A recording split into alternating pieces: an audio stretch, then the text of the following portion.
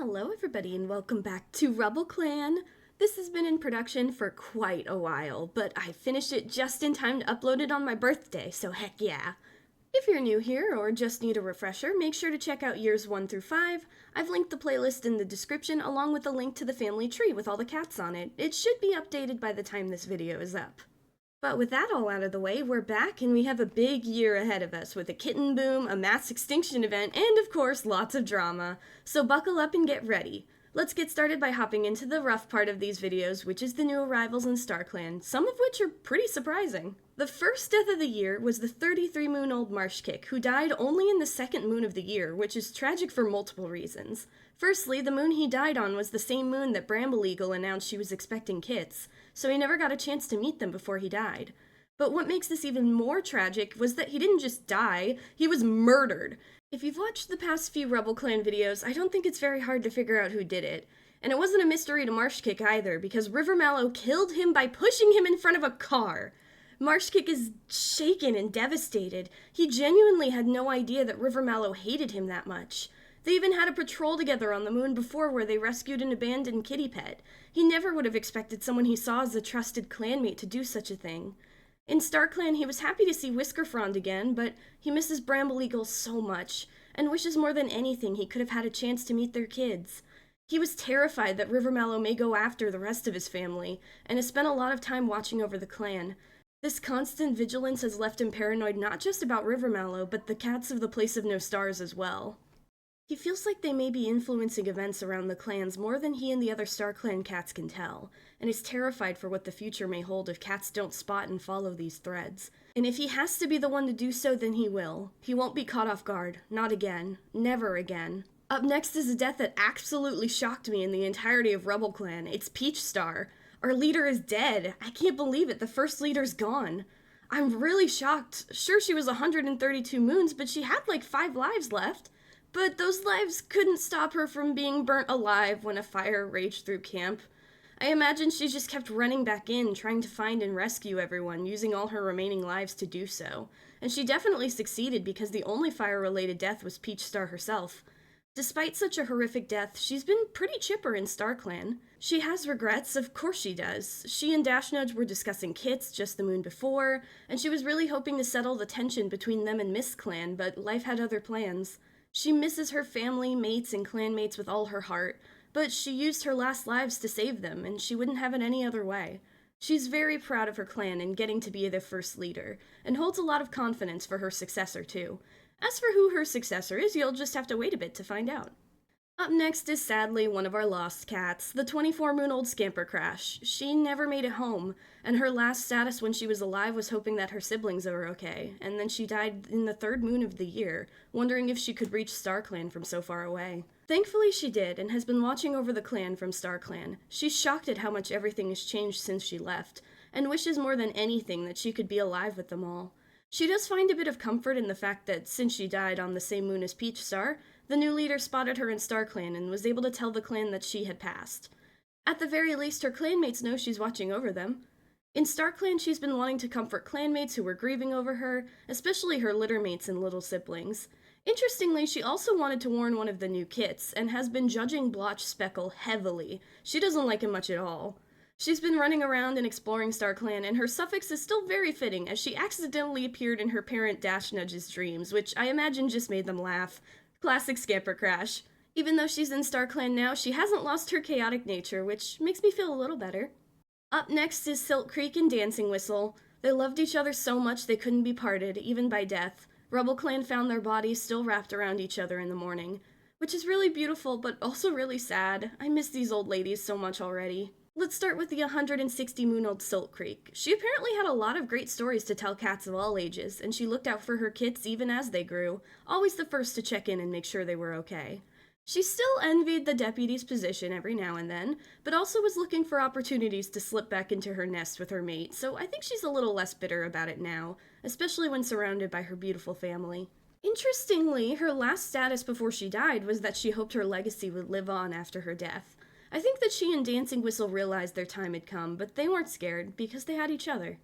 In StarClan, she's still a bit of a grump, but is enjoying a well-deserved rest while reminiscing on her glory days. She's happy to reunite with Peachstar and the other founders, and is so happy that her joints don't ache anymore. It makes chasing rabbits far more fun.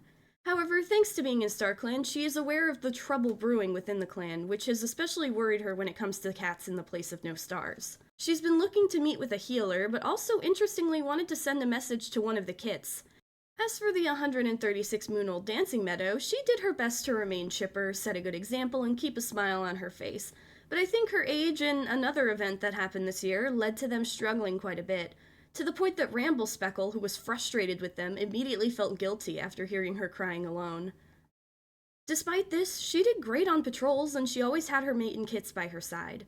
After she passed, she had been loving to meet all the cats that Silk Creek told her about that passed before she joined, as well as chase rabbits with her mate and reunite with old friends.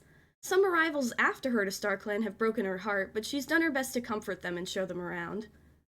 I think she and Silk Creek are both aware of the same dangers within and beyond the clan, because Dancing Meadow also wanted to meet with a healer, but after that she had the status that she knows what Glowfalcon's secret is and wants to tell some cat, which is concerning. At the end of the year, she's not sure how much she can do, but at the very least she can keep an eye on the clan and hopefully warn them of any future dangers. But sometimes, more than anything, Dancing Meadow just wishes she was still alive. Unfortunately, in the same moon that Dancing Meadow and Silk Creek died, we had a mass extinction event. All the water dried up from a drought, and it took out a lot of cats when it happened. Since it happened so early into the year and so many cats died from it, we're going to skip the speed paints for the sake of time, but I'll still talk about each of them briefly.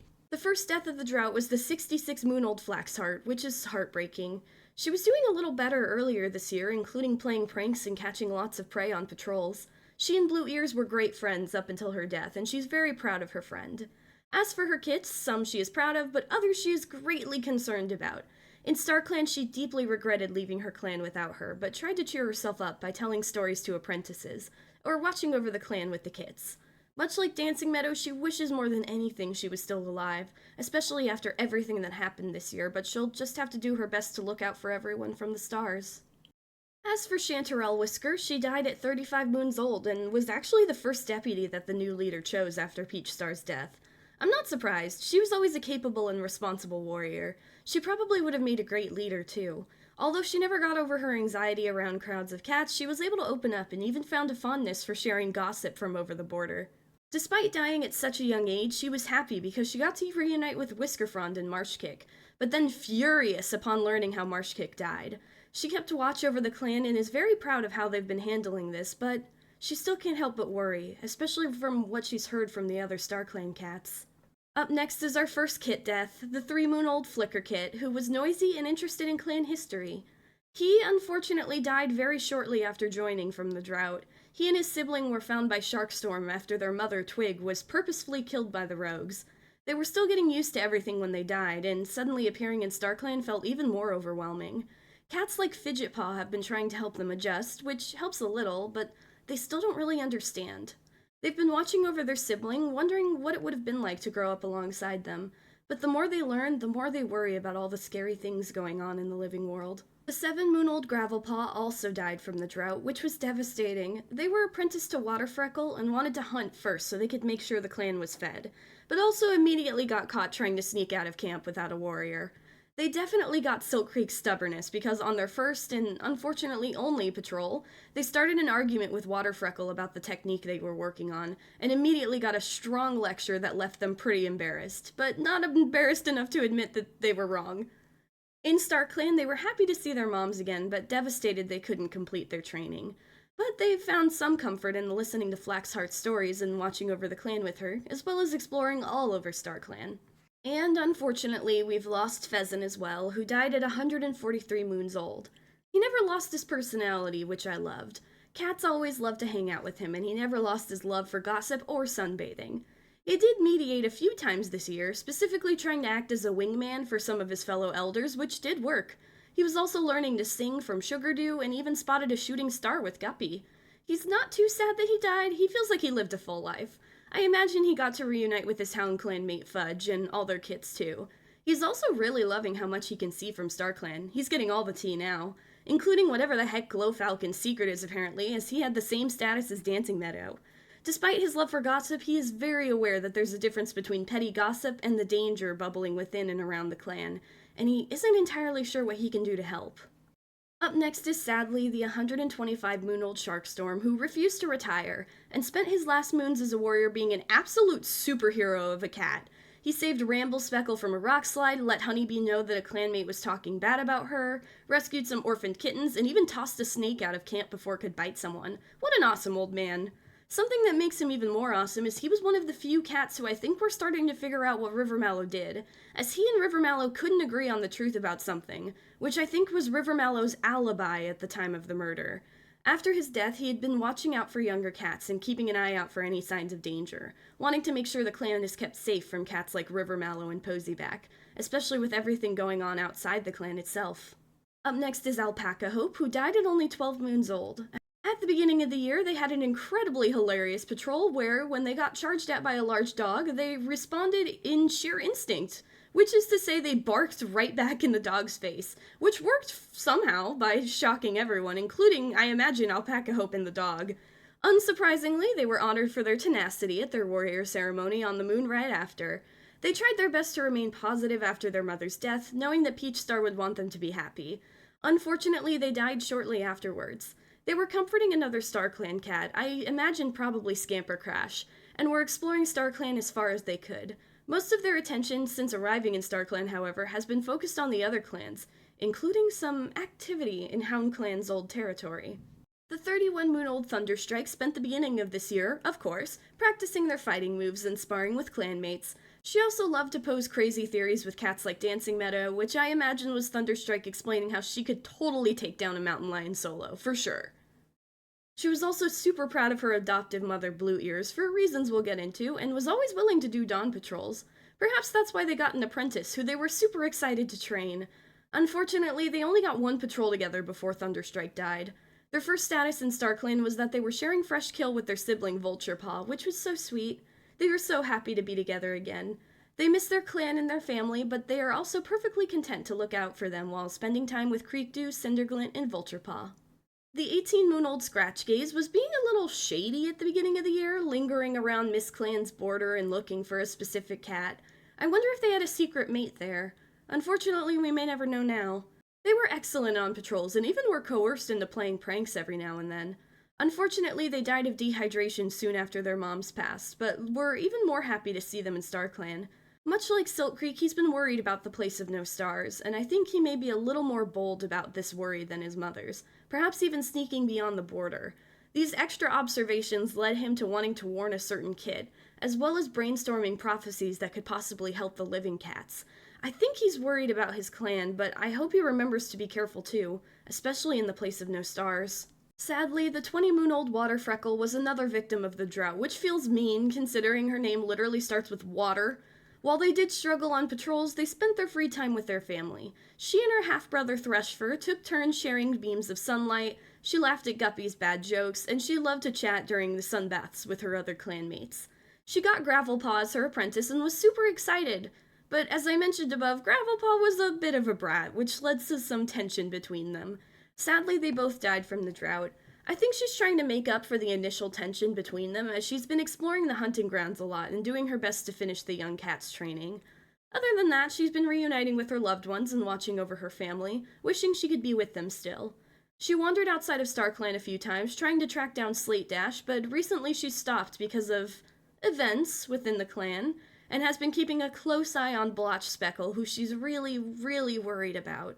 The 36-moon-old Boulder Spore also died from the drought, and this year he was really just trying his best. He got caught in a snowstorm on a patrol, but thankfully they all got out safely. He was becoming great friends with RubbleSpeckle, and they shadowed a dog together. I think he may have been one of the only cats to know RubbleSpeckle's secret, which we'll get into later. After his death, he relaxed quite a bit and spent a lot of time with his mom, listening to all her stories about RubbleClan before he was born. He's been watching over the clan, but remains particularly fixated on his brother Magnolia Heart, who he's incredibly worried about because of how he's been acting. The 80-moon-old Sugardew was doing great at the beginning of the year. She apparently revealed that she's an excellent singer and was more than happy to teach Pheasant. When she wasn't spending time with her son, she was chasing off dogs, chatting with the other cats at the border, and making sure all cats got back from the gathering safely. She missed Peach Star dearly after her death, but thought the new leader was doing a great job too. She was devastated to leave behind more Swan and wishes she was still alive, especially with everything the other cats have been telling her. She's doing her best to look out for the younger cats in Clan alongside her son, hoping to be able to intervene in case the danger that StarClan is foreseeing does come to pass. The last death of the year from the drought was 25-moon-old Wingbreak, who unfortunately had a pretty rough year. The chaos of the rogues and the continued harassment from MissClan had him doubting his mediator abilities a lot.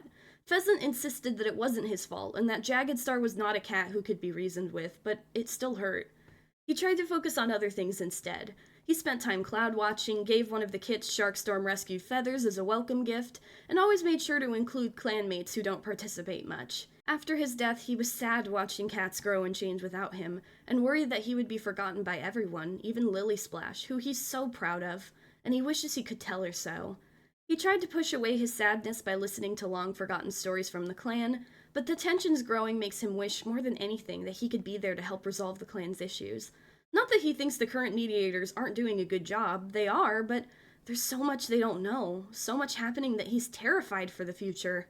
And that's all the deaths from the mass extinction event, a lot of them pretty devastating. Unfortunately, that's not the last of the deaths of this year, we still have a few more to go. The 4-moon-old Rush Kit, who was impulsive and an avid play fighter, also passed away this year, which is devastating to me because this is one of Marshkick and Bramble Eagle's kits. I feel so bad for Bramble Eagle. She lost her mate before he could meet their kits and then lost a kit as well. When he was alive, he was an impulsive little guy, a bundle of energy much like his mom. At one point, he even got his fur stuck to hers with some sap. I don't know how he did that. I imagine Bramble Eagle was reminded a lot of the chaos she and her siblings used to cause their poor parents. He was a little sweetheart too, bringing some of the other kits herbs when they had a headache. I think he may have become a healer if he had lived. But unfortunately, he was grabbed by a hawk, and while his mom managed to save him, he never fully recovered and died from the wounds. He's adjusted to StarClan pretty quickly, super happy to meet his dad who he heard so much about, and to get to run around all the time. But he still misses his siblings and his mom a lot. To help with this grief, he's been running all over StarClan, and as he did, spotted Scratchgaze crossing the border into the shadowy mountains that all adults tell him not to go into. Part of him wants to listen, but another part of him really, really wants to know what's going on over there. Surely a quick look couldn't hurt, right? Up next is the 47-moon-old Squirrel Snail, who was actually doing better this year. He was able to find his playful side again and started telling hilarious jokes, and loved to patrol with his younger siblings. He was also there to cheer up Guppy when the cat was struggling. At one point, they even found a nice spot to sun themselves, and it was so nice they all accidentally fell asleep, but none of them regretted that amazing nap one bit. He was back to pulling pranks, and even more exciting, he and Primrose announced they were expecting kits. He's also an uncle now, so it was a wonderful time. Much like Bramble Eagle, he also got a taste of his own chaotic medicine when he was trying to scold his kid, who didn't take him seriously at all. I imagine, however, he wasn't blind to the tensions in camp and was especially worried about Blotch Speckle, whose increasingly erratic behavior really concerned him. He tried to talk to him, but Blotch Speckle always snapped that he didn't understand. And after Squirrel Snail intervened in an argument that looked like it was about to turn into a brawl and sided with the other cat, Blotch Speckle never spoke to him again. It hurt, but he did his best to focus on the cats who actually cared about him. He and Primrose loved each other so much, which makes his death all the more devastating. On a patrol together, they were caught in a snowstorm, and as they desperately tried to conserve warmth, Squirrel Snail stopped responding, and at some point his life slipped away.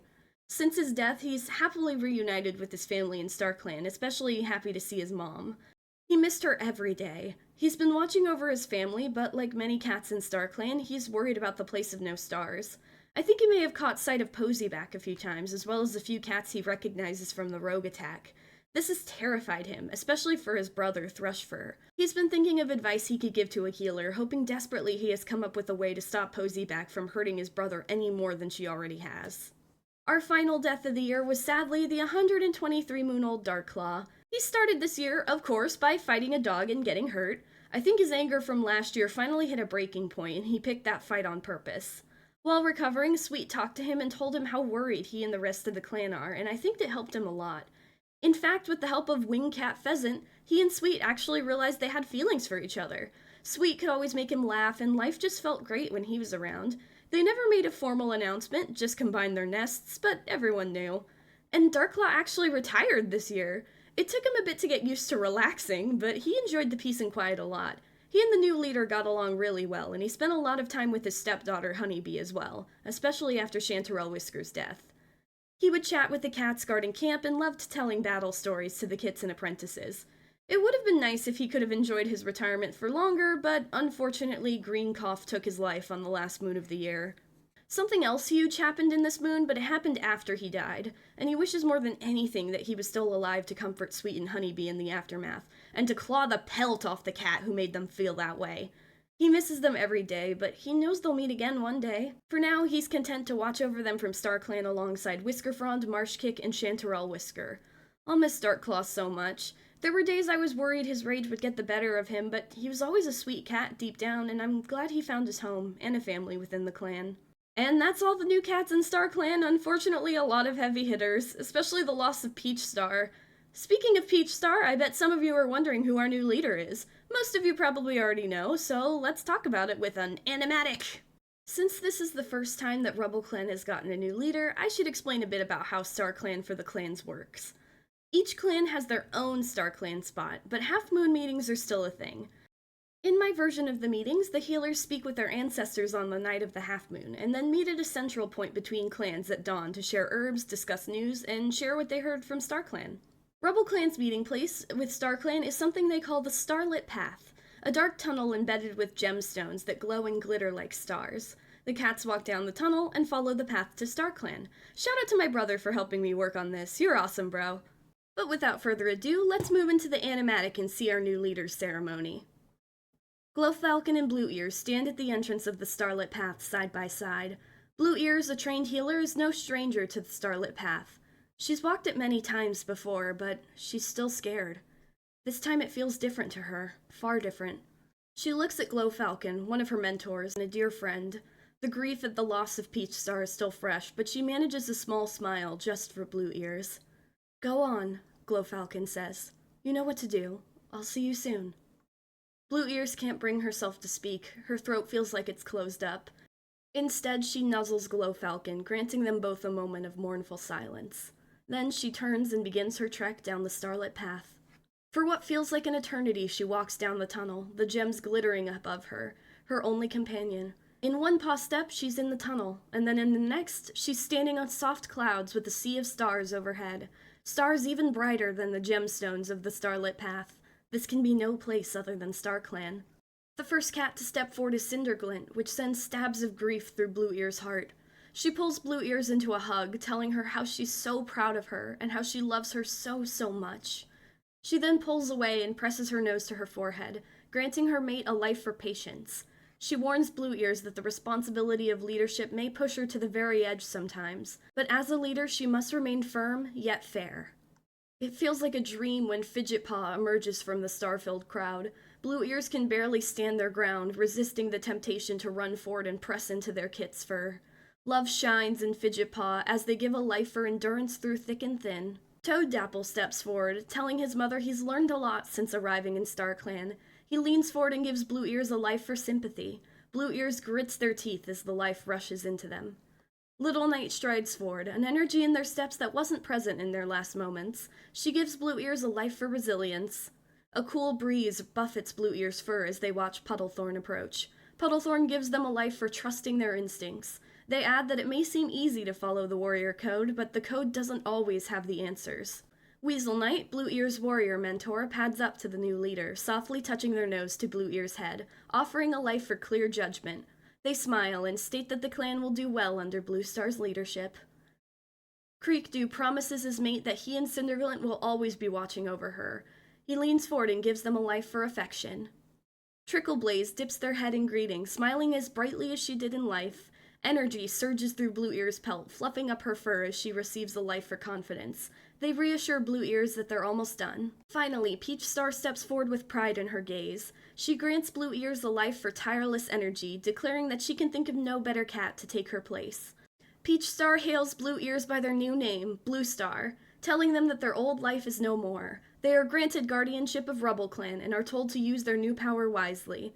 The group of starry cats yowls Blue Star's name as Blue Star looks on with a new strength, ready to take on whatever challenges that await her. So yeah, we have a new leader, our very own Blue Star. We'll talk about her and how her first year as leader has gone very soon, but we can't move into the clan just yet because we have to check on the cats outside of the clan, the old and the new. Unfortunately, the 28-moon-old Slate Dash is still lost, which is devastating. She and Scamper Crash did get separated, but she refuses to give up. She's been searching for any sign of where her clan could be, traveling to every mountain she could find. However, I think the journey has been rough. She's become quite jumpy, and even bird calls make her bristle now. She misses her siblings dearly and hopes they're all okay, which really breaks my heart. Sadly, she's become quite used to the solitude, and she hates that so much. She misses the warrior's den, the crowd of cats. She's forgetting faces and worries that her family won't recognize her when she makes it back. If she makes it back. However, there may be some hope. She heard rumor recently of a large group of cats nearby, and swears she caught the scent of RubbleClan on the wind. Interestingly, she thinks she also may have seen a StarClan cat, which I wonder if that was Waterfreckle or maybe even a ghost like Sky Moss. I really hope this poor girl can find her way back next year, but we'll have to wait until then to find out. Good luck, Slate Dash, we're rooting for you! On the bright side, Slate Dash is the only lost cat right now, which means that Swallowmallow made it back to the clan, yay! But we do have one exiled cat, and I think you may have an idea of who it is already. It's Rivermallow. The 66-moon-old Rivermallow has been exiled from RubbleClan for the murder of Marshkick. He made it the whole year without getting caught, and I think part of that has to do with how involved he was in clan life before and after the murder. He was looking at constellations with Barleyfur, rescued an abandoned kitty pet, and was always willing to help out around camp, and was always there for his mate when she needed him. He was a sweet mate and a skilled warrior. A lot of cats felt safe with him, and he even helped Bramble Eagle with her kits whenever she needed it, which made his betrayal even more painful. I think he was purposefully trying to fill the void that Marshkick's death left. He even got one of their kids as an apprentice, which is terrifying to me. He did not like them at all, looking at them as a reminder of his own actions, so he wasn't exactly a great mentor for them. He wasn't completely able to hide what he did, though. Cats like Sharkstorm could tell something was up, and I think his own insecurities and the growing paranoia that he might get caught led to his more erratic behavior near the end of the year. He started having a lot of arguments and was being a lot more sneaky around camp. He was sure he would be caught eventually. It felt like every cat was out to get him. So he appealed to the rogues, who have been staying in the remains of Hound Clan's old territory, hoping to grab his family and join them. He bragged to them about what he did, hoping that if they learned he killed the cat who killed their leader, they'd let him join. Unfortunately, that led to him being caught and exiled. He is shocked and furious, still reeling from it. Since this happened at the very end of the year, I'm not entirely sure what his plan is from here. Maybe he'll join the rogues, or maybe he'll appeal to one of the other clans. We'll just have to wait until next year to find out. Oh, that was a lot. A lot of twists, turns, death, and drama, and we still haven't even talked about the clan yet. So let's finally hop into the clan and see how the living cats are doing. Starting with Blue Star, Serpent Heart, and their kits. Rocky Kit, who is a know-it-all and a mossball hunter. Volcano Kit, who is noisy and a lover of stories and quick-witted. And Volt Kit, who is quiet and a restless sleeper. I must admit, I don't know how these cats would have any idea what a volcano even is, but it's a cute name regardless. As for Blue Star, she is 79 moons old and has been having a very stressful year. Initially, it wasn't too bad for the first 2 moons. She was a very responsible deputy, rousing everyone at dawn and ensuring that the cats were not stretched too thin. Every cat knew she would be a great successor to Peach Star, and I think it was something both Peach Star and Blue Ears were very aware of and planning towards, but neither expected it to happen so soon. Blue Star was very shaken by Peach Star's death, but she's had to grieve so many times already, and the clan was relying on her, so she had to push through it. Unfortunately, the first big incident she had to deal with as a leader was the drought, something she couldn't control. She did her best to get as much water to cats as possible, but she still ended up losing so many clanmates, including her dear friend Flaxheart and her child Waterfreckle. Losing Squirrel Snail was only more salt on her wounds, but she does her best to keep going and be there for her clanmates however she can. She goes out of her way to catch her mate's favorite prey and does her best to give cats a chance to talk to her when they need advice or have suggestions. Despite this, she is just one cat. She knows she can rely on her deputy and healers too, but she does feel stretched thin quite a lot. Sometimes it's overwhelming, but then she thinks of Cinderglint's words to her, Serpent Heart purring in her ears, the mew of Kits, and the smile of her clanmates, and remembers it's all worth it. She still hasn't lost her goofy side either. She loves to race, even racing Glowfalcon at one point and telling wild stories to the kits. She is pleased at how great the clan is thriving. However, she can't help but feel conflicted at the end of the year. There are many cats, including her own son, who think that letting River Mallow go was wrong. In a way, she does feel like a hypocrite, considering she has blood on her paws too. But that moment felt like the decision was exactly what Cinderglen's words to her were warning her about. She's leader now, and to allow an execution like that feels like a dangerous precedent to set. Some cats seem to understand that, but quite a few don't or refuse to. It feels like every cat is arguing with each other. Even her own mate is growing paranoid and aggressive. In times like these, when leadership hangs heavy on her shoulders, she feels more alone than she ever has. But through all the tragedy, the turmoil, and pain, she'll keep going, just like she always has. As for her mate, Serpent Heart is 61 moons old now and unfortunately not doing well, but not for the same reasons as Blue Star. She's been worried about her siblings, as well as mourning the loss of her adopted mom, Peach Star, and her siblings, Scamper Crash and Alpaca Hope. But she's super proud of her mate, who is an amazing leader in her eyes. She tries her best to be a shoulder for Blue Star to lean on, as she knows Blue Star needs her now more than ever. These two are still so in love, and having kits was something they both wanted, and Serpent Heart adores them all so much. But not everything is great. She and Blotch Speckle still don't see eye to eye, and she hates to distrust her own stepson, but sometimes he reminds her far too much of Poseyback, a betrayal that still cuts her deeply. The continued movement of the rogues and the reveal of River Mallow's actions has shaken her even more. Marshkick was her apprentice, so she was furious and almost went for his throat after he said the cat deserved it, but Bramble Eagle beat her to it. Her own ferocity scared her a lot. If she was that close to attacking River Mallow, does that mean she's any better than Poseyback? She's trying to control her anger better, but it's hard to when her clanmates, her own kin, are mad at Blue Star for her choice to exile him. She snaps at cats who criticize the choice and has gotten into arguments about it more than once. She's very paranoid about potential traitors, and that paranoia has led to her even avoiding her parents for a reason she's too ashamed to admit out loud. She's also using her dream powers a lot, and is perhaps using them less than nicely. She jumps from dream to dream, eavesdropping on her clanmates and what they see in their dreams, searching for any signs of another traitor. Some cats have caught on, including Lily Splash, Blue Star, and Ramble Speckle, who do not approve. Ramble Speckle even argued with her about it, calling it an invasion of privacy. But to Serpent Heart, it's better to use it like this than be blindsided again. Not only has this caused her anger to resurface, but she is left constantly exhausted from using her powers so much. I think this is why Blue Star gave her River Mallow's old apprentice, Minkpaw, hoping to get her mind off of things. Minkpaw is one of the Marsh Bramble kits, so it's very nostalgic to her, and she's doing her best to be a great mentor, but Serpent Heart hasn't given up on invading dreams.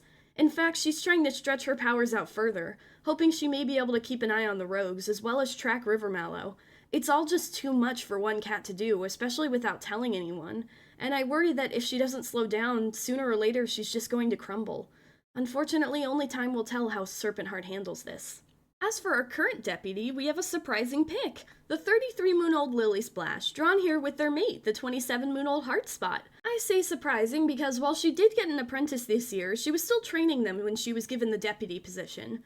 Despite having hoped to be deputy one day, she was a little overwhelmed with this responsibility. But Blue Star took her aside and told her that she picked Lily Splash because she was a great warrior and a reliable cat, and promised her that Blue Star would teach her everything she needed to know. It was a little hard to balance training her first apprentice while also learning how to be deputy, as well as mourning her brother, who she misses more than anything. But she did her best, wanting to make them proud. She does still deal with a few older cats believing her to be too young and inexperienced for the position, but she ignores them, trusting Blue Star's judgment in her.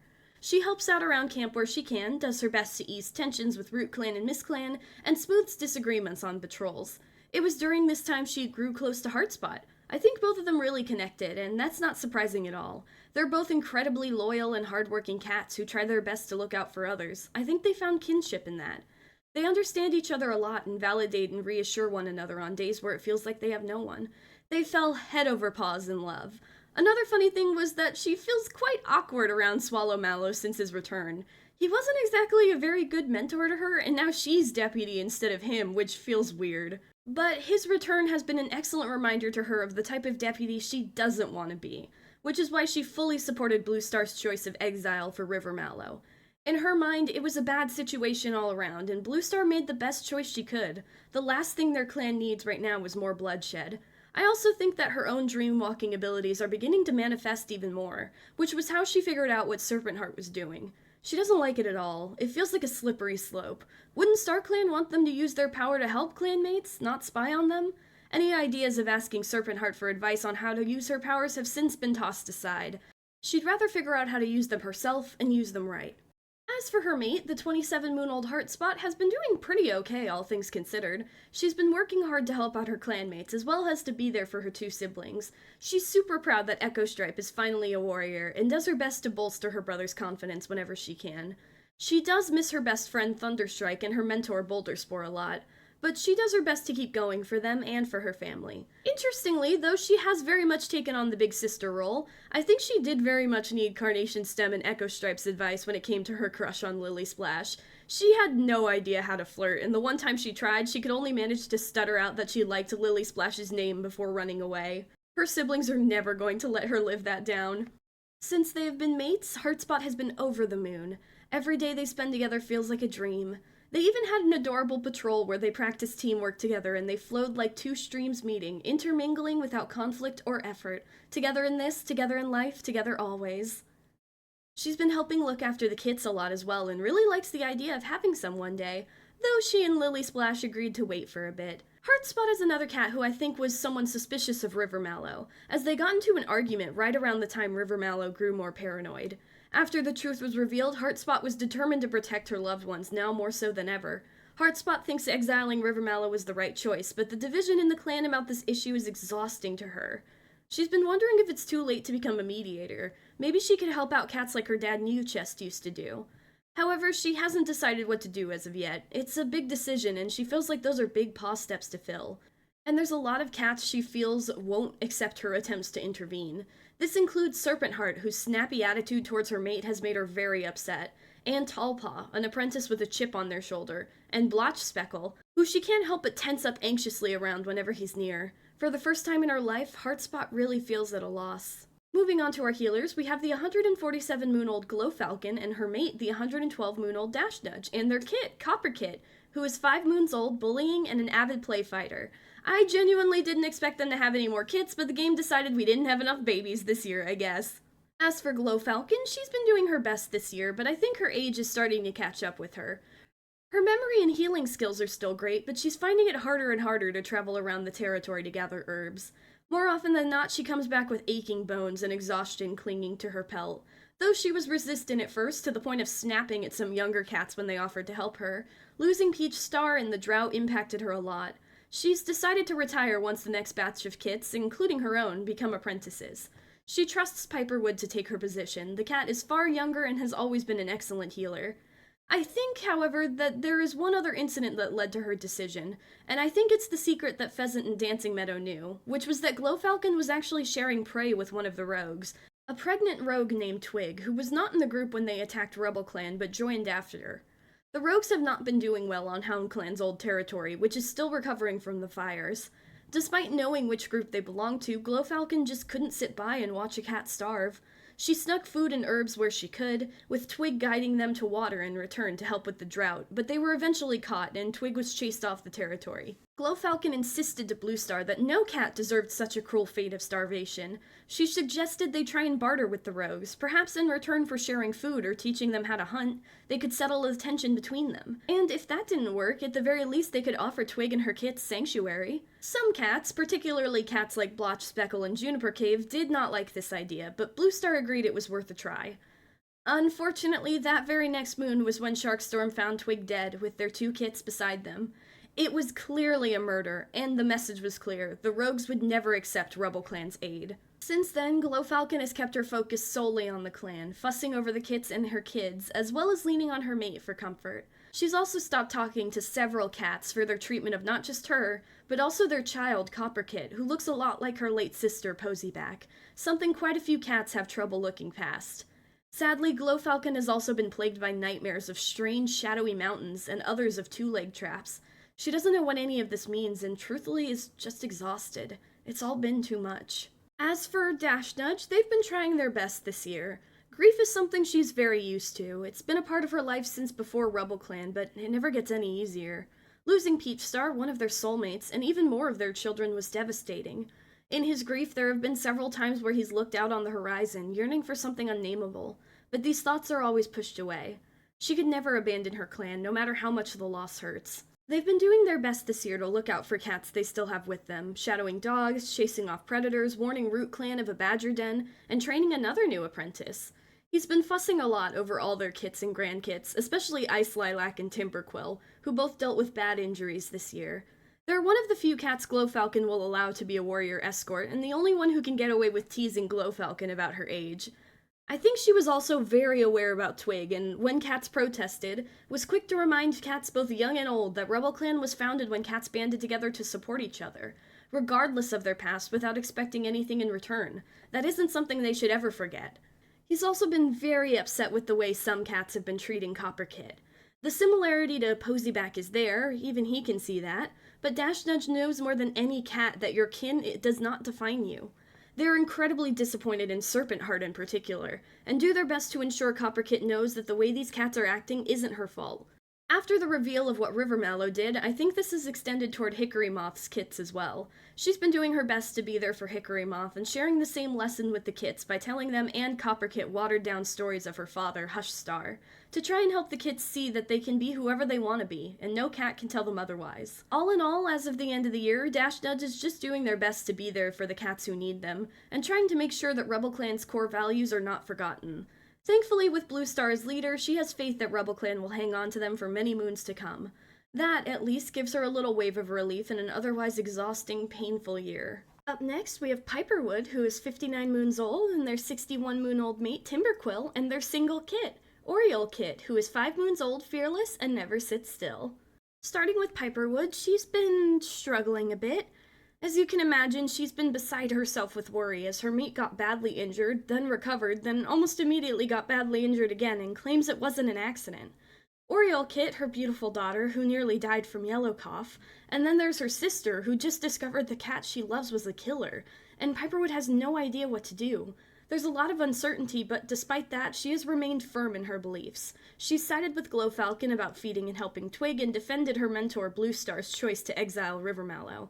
This has led her to butt heads with several cats, including Fallenbreak. She does her best to ignore them and focus on taking care of the clan. She's gathered a lot of herbs and even saved Honeybee from falling off of cliff sides once during a group healing patrol. She's also been fussing quite a bit over Timberquill and OreolKit, and after what Timberquill told her, promised to protect her mate and kit with her life. Her determination was even more motivated by a vision from StarClan, of shadowy mountains covered in blood. Though she isn't sure what this means, she's determined to keep the clan safe. She's shared everything with Bluestar and is keeping a close eye on the cats around them. However, she's also been a little distracted by one of the younger kits, who have been talking about a cat that seemingly only they can see. One with a description eerily familiar to Piperwood. As for Timberquill, this poor gal has had a rough year, and most of it has been spent in the healer's den. On the very first patrol of the year, she and her patrol heard desperate screams coming from a lake and tried to rescue a cat from a two-leg trying to drown it, but were forced to retreat after Timberquill was kicked hard enough to break her jaw. Unfortunately, the wound did get infected as well, which left her exhausted and delirious most of the time. Thankfully, she recovered, though not without a scar. It also meant that she wasn't really able to process a lot of the deaths this year for a while, which left her with a weird mixture of guilt and grief. Eventually, she was able to pick herself back up, and soon after announcing she and Piperwood were having kits. She loves OreolKit so much. The kit's chaos is adorable, but sometimes it does remind Timberquill a lot of her siblings back when they were all young. The simpler times before everything that happened. It hurts even more now that Serpentheart is acting so aggressive, especially about Copperkit. She's on Dashnudge's side with this one, and tried to talk to Serpentheart about it, but it didn't go well. She's also been very bewildered by some stuff her other siblings are up to, especially Ramblespeckle, but tries not to judge too harshly, not when every other cat seems to be doing that these days. Interestingly, she also had a two-leg trap nightmare, and I think she was beginning to figure out what it meant and connect the dots, which may be why someone tried to kill her. On a patrol with certain cats, there was a landslide that Timberquill was caught in and ended up with a broken bone. She swears someone pushed her and in the moment accused a cat on patrol, but she doesn't exactly know who. She didn't see them, but she knows she was pushed. Unfortunately, this means she's back in the healer's den again, but this time she doesn't mind. It gives her time to think. Cats get caught in rock slides all the time, but she knows someone pushed her, and there were only a few cats there who could have done it. She just needs to figure out what these nightmares are trying to tell her, and then she'll know what to do next. Up next, we have Honeybee, who is 43 moons old, and her 2-moon-old adopted kits. Air Kit, who is bossy with an active imagination, Ghost Kit, who is bullying and never sits still, and Cavern Kit, who is a know-it-all who is interested in oddities. Since the kits are a bit of a surprise, let's start with Honeybee. First things first, Honeybee came out as Arrow Ace this year. She has a lot of friends, but she's never really shown interest in other cats romantically, and that's fine with her. She came out at the beginning of the year, and her father and siblings were super supportive. Unfortunately, any happiness was drained very quickly after the loss of Marshkick and Chanterelle Whisker. From the beginning, she and her siblings had always been as close as can be, and now she's the only one left. It has left her feeling terribly alone. She still has her father, and she loves him a lot, but the hole in her heart left by Whiskerfron, Marshkick, and Chanterelle Whisker feels like it will never be filled. She dove into her work and her mother hen tendencies to try and distract herself, but it doesn't really help. She struggled a lot with finding herbs, and even had to be saved from falling off the cliffs by Piperwood, she was so distracted. After this, I think Bluestar took her aside and ordered her to take a break and grieve properly. She couldn't entirely settle down, but she stayed with injured cats to keep them company, and took sunbaths where she could, and talked with other cats, reminiscing on happy memories. Eventually, the world began to feel less dull, and she found her energy again, just in time to hear strange sounds and whispers on the wind during a storm, and she found 3 orphaned and newborn kits. She had to shelter with them in the storm for a bit, but eventually managed to bring them safely to the clan. Truthfully, she had no plans to adopt them, but the little ones grew on her faster than she ever expected. Before they were even a moon old, every cat could tell they were honeybees. She adores them and dotes on them a lot. They help her world feel bright again. However, they are also a handful, and she has run to her dad more than once to ask how in StarClan he ever managed to handle her and her siblings' chaos by himself. He's been a great help, and they're even closer now. As for her thoughts on everything else, she was initially very angry at Glowfalcon, but seeing Twig's body in the kits, she understands why she did what she did. Learning Marshkick was murdered was like grieving him all over again. She hates the conflict going on in the clan about all this, and is doing her best to focus on what she can handle right now, and that is her job and her family. And though she agreed with Bluestar on exiling Rivermallow, if that cat ever dares to threaten her family again, she's going to make him wish he was dead. Our last healer is Moorswan, who is 26 moons old and is doing his best despite everything. He and his mom were very close, so losing her was absolutely devastating. He stayed beside her all night at her vigil and was one of the cats that tended to the graves after the drought, working in mournful silence. It took some time and his grief will never fade, but he was eventually able to get back on his feet and find a smile again. He knows his mom is watching from StarClan and she would want him to live happily. He likes to try and look out for the old healers where he can, including gathering herbs while they rested in the sunlight. He's very supportive of Glowfalcon retiring. The cat has been a head healer since RubbleClan was founded. She deserves the rest. He's also found joy in his favorite things, spending time with his friends Hop Tiger and Ice Lilac, climbing trees and tall mountains, and even traveling to unclaimed lands to look for herbs. Although he had to keep the last one a secret because there's no way the clan would let him adventure on his own if they knew. Not with tensions still high with Miss Clan and the Rogues. He swears he's fine, though. He uses his powers to check the land ahead of him and keep watch for threats, and while there have been a few close calls, he always managed to slip away. However, the use of his powers is also what led to the grim discovery when he overheard Rivermallow bragging to the Rogues about how he killed Marshkick. He rushed to camp to report it, resulting in an immediate confrontation. He is relieved that Rivermallow is exiled. He didn't want to see a cat executed in front of the clan, but is terrified of the possibility of Rivermallow joining the Rogues and there being another attack. This has led to him staying in camp a little more often, specifically to train his powers to stretch even further without exhausting himself. He hopes that maybe if he learns how to spread out his awareness, that no matter where the Rogues in Rivermallow may be, he'll be able to catch their location and protect the clan from another ambush. However, some of the behaviors of his clanmates worry him a lot, especially Serpentheart, who seems to be growing more and more paranoid, and his friend, Ice Lilac, who told him to be careful around Blotch Speckle but won't tell him why. Up next, we have a few surprises, as our oldest mediator is 51-moon-old Craneback, who chose to become a mediator this year. And with her, we have her mate, the 37-moon-old Nightingale Watcher, whose personality was initially fierce, but then switched to bloodthirsty. She is also a great hunter and a fast runner, and these are their 1-moon-old kits. Milkweed Kit, who is a daydreamer and quick to help, and Saffron Kit, who is sweet and quick to make peace. And Nightingale Watcher is not just any new arrival, she is Jagged Star's daughter. Turns out Craneback and her had been secretly meeting without anyone knowing and were deeply in love. Miss Clan ended up having 2 mass extinctions in their save this year, the second one being Two Legs kidnapping nearly the rest of the remaining cats, including Nightingale Watcher and her mom Darkpelt. I coded her into RubbleClan to see which clan she decided to return to, and she chose to use this as a chance to join RubbleClan and be with her mate. But let's start with Craneback. I must say, out of all the cats I expected to have a secret cross-clan relationship with an evil leader's daughter, it wasn't her. But you know what? I'm glad it's her. I said last year that Craneback always seemed to be doing things for others, and that I wanted her to be a little bit more selfish, and it seems like she took my advice. I'm so glad she has someone who she can lean on, especially a cat like Nightingale Watcher, who makes sure Craneback remembers to rest and take care of herself too. But if there's one thing she could do without, it's Bramble Eagle and Primrose's teasing. They can't help themselves, and I think deep down she does love it, especially after all both her siblings have been through this year. It's nice to see them smile. Speaking of, let's talk about her year. Her injuries from last year scarred, but considering she got them protecting her siblings, she doesn't mind. She sort of flew under the radar for most of the beginning of the year, training and hunting as usual, but the moon that the two-leg raid happened in Miss Clan, she almost got lost near two-leg nests, so I think she was trying to find her mate. She was so relieved when Nightingale Watcher showed back up, and ecstatic that her mate chose to join her in RubbleClan.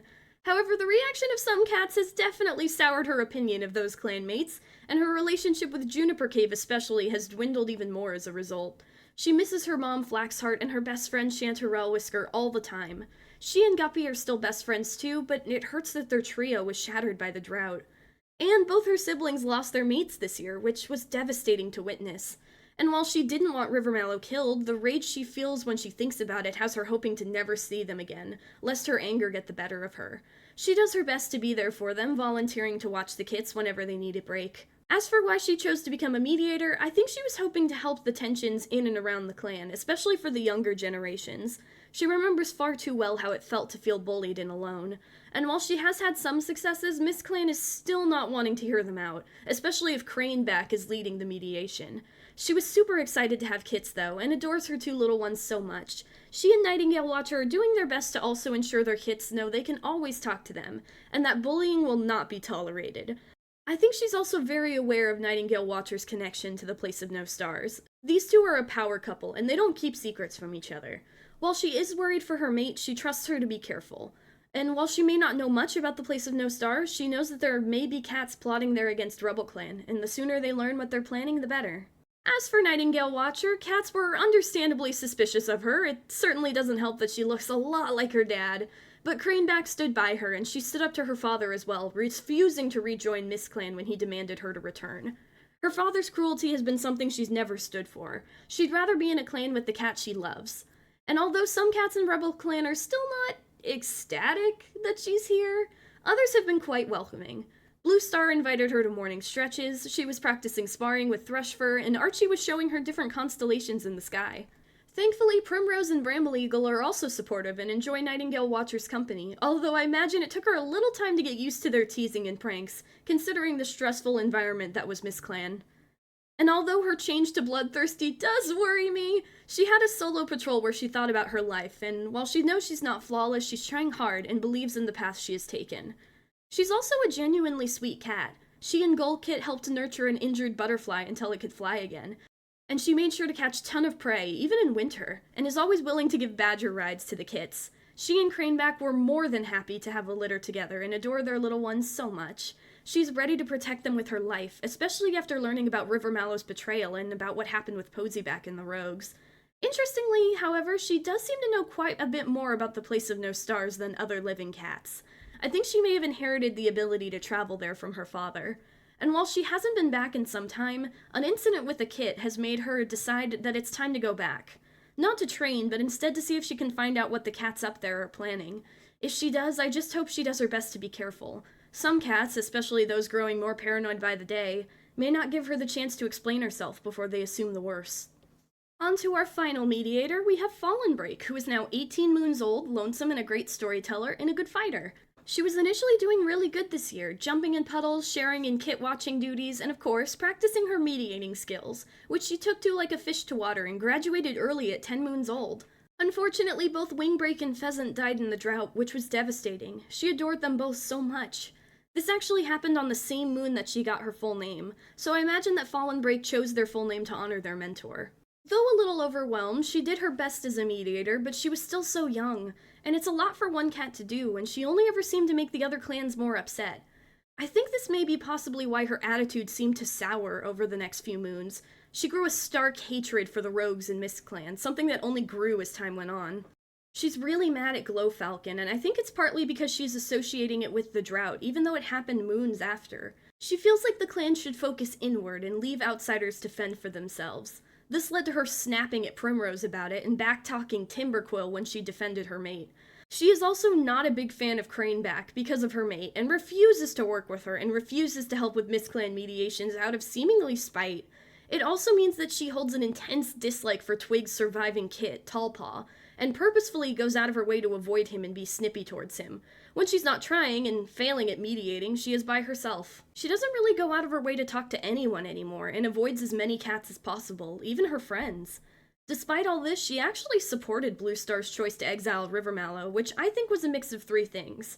Her respect for Bluestar, the fact she looked up to Rivermallow before this, and I think a growing distaste for outsiders in general. A lot of cats, including Twig's son, have called her out for this hypocrisy, but she ignores them all and snaps back with ferocious barbs. It really hurts to see such a sweet apprentice turn into a sour, jaded cat. I want to hope she'll see the error of her ways, but with how much her anger and prejudices seem to be seeping into everything she's doing right now, I don't know if that's possible. Up next, we have Sweet, who, at 126 moons old, still hasn't retired, and has had a really devastating year. He was so determined to keep his family safe after last year, but now he's lost almost all of them. Marshkick's death was terrible, and then Chanterelle Whisker died so soon after. At the very least, he had Darkclaw, his mate and best friend, to rely on. They loved each other so much, and he was even thinking about retiring soon so they could spend some restful moons together. But then Darkclaw died too. His heart ached so badly, and it only hurt even more when it was revealed that it was murder by one of their own clanmates. I think he understands why Bluestar chose to exile Rivermallow, but if he's being honest with himself, he wishes he could have made Rivermallow suffer for what he did. He doesn't care if he's Elder Age. If Rivermallow dares to show his face again, he won't hold back. As for his opinion on what happened with Twig, I think he supports what Glowfalcon did. After all, he was once an outsider too, and it was RubbleClan's aid that gave him a home. Why shouldn't they extend that for others? However, he's sort of been keeping these opinions to himself. He's still grieving, and he's trying his best to focus on the present and be there for the cats he still has.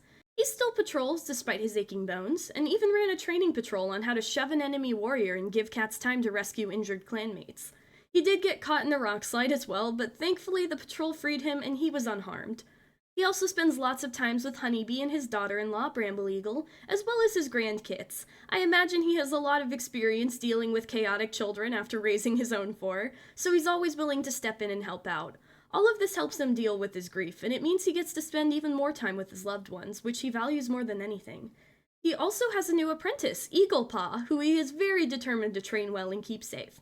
They've only had one patrol so far, however, and it actually brings us to the very, very new arrival, the 76-moon-old Peridot Feather, who is charismatic and a good mediator. She doesn't get a speed paint because she literally just got here, but I wanted to talk about her. She was a kitty pet who was dumped by her two legs because of her green cough illness and was found by Sweet and Eaglepaw, who offered her a place in the clan. I think Peridot Feather reminded Sweet of Darkclaw a lot, who was found in quite a similar way. It's no wonder he invited her. Like I said, she's brand new and still sick, so she hasn't had a chance to do anything yet, but hopefully she'll recover soon and get to know RubbleClan better. I did reopen the game so I could get a status from her for this, and she apparently winked playfully at a clanmate across the clearing. So it seems like, although she had a bit of a rough start, she's still pretty chipper. I love that for her. Up next, we have the 59-moon-old Hickory Moth and her 5 kits. Tarantula Kit, who is sweet and a moss ball hunter. Butterfly Kit, who is shy with an active imagination. Aphid Kit, who is also shy with an active imagination, and Cricket Kit, who is polite and quick to make peace. Poor Hickory Moth. She was doing better at the beginning of this year. She and Rivermallow were so in love, and she and Piperwood spent a lot of time together. She also patrolled a lot with Bramble Eagle and Marshkick alongside her mate, including rescuing an abandoned kitty pet together. Marshkick's death was devastating, and she did her best to be there for her friend, always willing to help out with the kits. It helped that she had her kits a little bit afterwards, too, so they could all play together. She was a bit overwhelmed and wished her mom could be there to help, but Rivermallow was a great dad, and the many other people in the nursery helped her out, too. Her and Bramble Eagle are really close now and share a fondness for looking at constellations at night. She helped out around camp between her duties and made sure the elders were well fed. She was shaken by her mentor Peach Star's death and misses her a lot, but she was bold enough to ask Blue Star afterwards if she saw her mother in StarClan, then devastated when Blue Star said no. She misses her apprentice Squirrel Snail a lot too, especially missing the chats they would have about the cool bugs they saw. She does her best to look out for his son whenever she can. As for the drama, she's very supportive of Twig staying and devastated that the cat died before they could help her. She looks out for Tallpaw a lot, and they love to share meals together. As for her and Rivermallow, I think he definitely grew a lot more mean and paranoid as time went on, especially with how close she and Bramble Eagle got. She knew something was wrong, but she didn't expect it to be that. It's left her so lost and angry. Her mate, the cat she loved, threw away everything for jealousy, and then tried to take her kits away from her, calling out to them and asking them to come with him when he was getting exiled. She didn't really care what his punishment was, she just didn't want to see him ever again. After that happened, she's mostly been in an exhausted daze, with only Bramble Eagle and her sister as cats she feels she can truly lean on. All she can really find the strength to do now is look after her little ones, but everything else is just too much. Up next, we have the 59-moon-old Guppy, the 50-moon-old Thrushfur, and their single kit, Gullkit, who is 5 moons old, unruly, and oddly observant. Starting with Guppy, he has been doing better this year, which I'm relieved about. He was initially struggling with nightmares and rough patrols, but his brother-in-law Squirrel Snail helped cheer him up during a training patrol where he kept pouncing on everyone's tails, with contagious merps of glee that eventually had the whole patrol laughing. He asked Blue Star an important question the moon after this, and I think he was probably asking her how she copes with the responsibility, and with the blood on her paws as well. Her advice must have helped, because after that he and Thrushfur brought back heaps of prey on patrol, and things got better from there. He got to see a shooting star with Pheasant, was telling bad jokes, and he and Thrushfur decided to have kits. He was overwhelmed by the idea of a huge litter and was thankful they only had one, who he absolutely adores. He also couldn't stop gushing over Thrushfur, and they even watched the sunset together. He also seems to be very supportive of Nightingale Watcher joining the clan. Craneback is one of his best friends. He trusts her judgment, so he made a point to eat some prey with her and Blue Star to show his stance. He's a little awkward around Copperkit. She reminds him a bit too much of the moment he killed Posyback, but Guppy is also mature enough to realize that that's not fair to Copperkit, so he's trying his best to push past it. He also has a great relationship with Bramble Eagle, and she is officially invited to his and Craneback's introvert club. He misses Chanterelle Whisker a lot, and losing Squirrel Snail hurt even more. As for Rivermallow, he's happy to see the cat gone. He didn't want to watch a cat get executed, but he's afraid of him coming back. This has led to him obsessively patching the camp walls and guarding camp, doing his best to keep an eye out for danger. Interestingly, he also caused a bit of drama this year, when he and Thrushfur met a Mist Clan apprentice who begged to join the clan. Thanks to Nightingale Watcher, he was well aware of how dangerous Mist Clan's home had become and how erratic Jagged Star was acting. He knew that was a reason to reject the apprentice too, but he couldn't bring himself to do it and invited her to join. A lot of cats are not happy with this, especially when relations between the two clans are already so bad, but he stands by it. RubbleClan took him in when he needed a home. He feels it would be selfish to not offer the same thing to others. As for Thrushfur, he's not doing well. While he was still very shaken up at the beginning of the year, he was taking steps towards recovery. Advice from his clanmates, time to himself, as well as the support of his family helped him find the strength to smile again. He started telling stories, was sharing a small patch of sunlight with his sister, Waterfreckle, and spent a lot of time with his beloved mate. They caught a lot of prey together, although Thrushfur did fail at stealing a rabbit when he tripped over a rock. Despite the drama this caused with RubbleClan, I think a lot of cats were just relieved to see his mischievous side returning. He even started playing pranks again. He was so happy when he and Guppy had their kit, although they were so busy worrying and looking forward to it that they forgot to come up with a name. He was also very present in his new sibling's life, including grooming Volcano Kit's messy fur. However, Marshkick's death was the final straw for him when it came to Rivermallow. He had no proof, and Rivermallow had a decently solid alibi, but Thrushfur just couldn't shake the feeling that it wasn't an accident. He had a lot of statuses with Bramble Eagle and Marshkick's kits, and while I think part of that was because he was in the nursery with Gullkit, I think a bigger part of it was him inserting himself as a buffer between the kits and Rivermallow.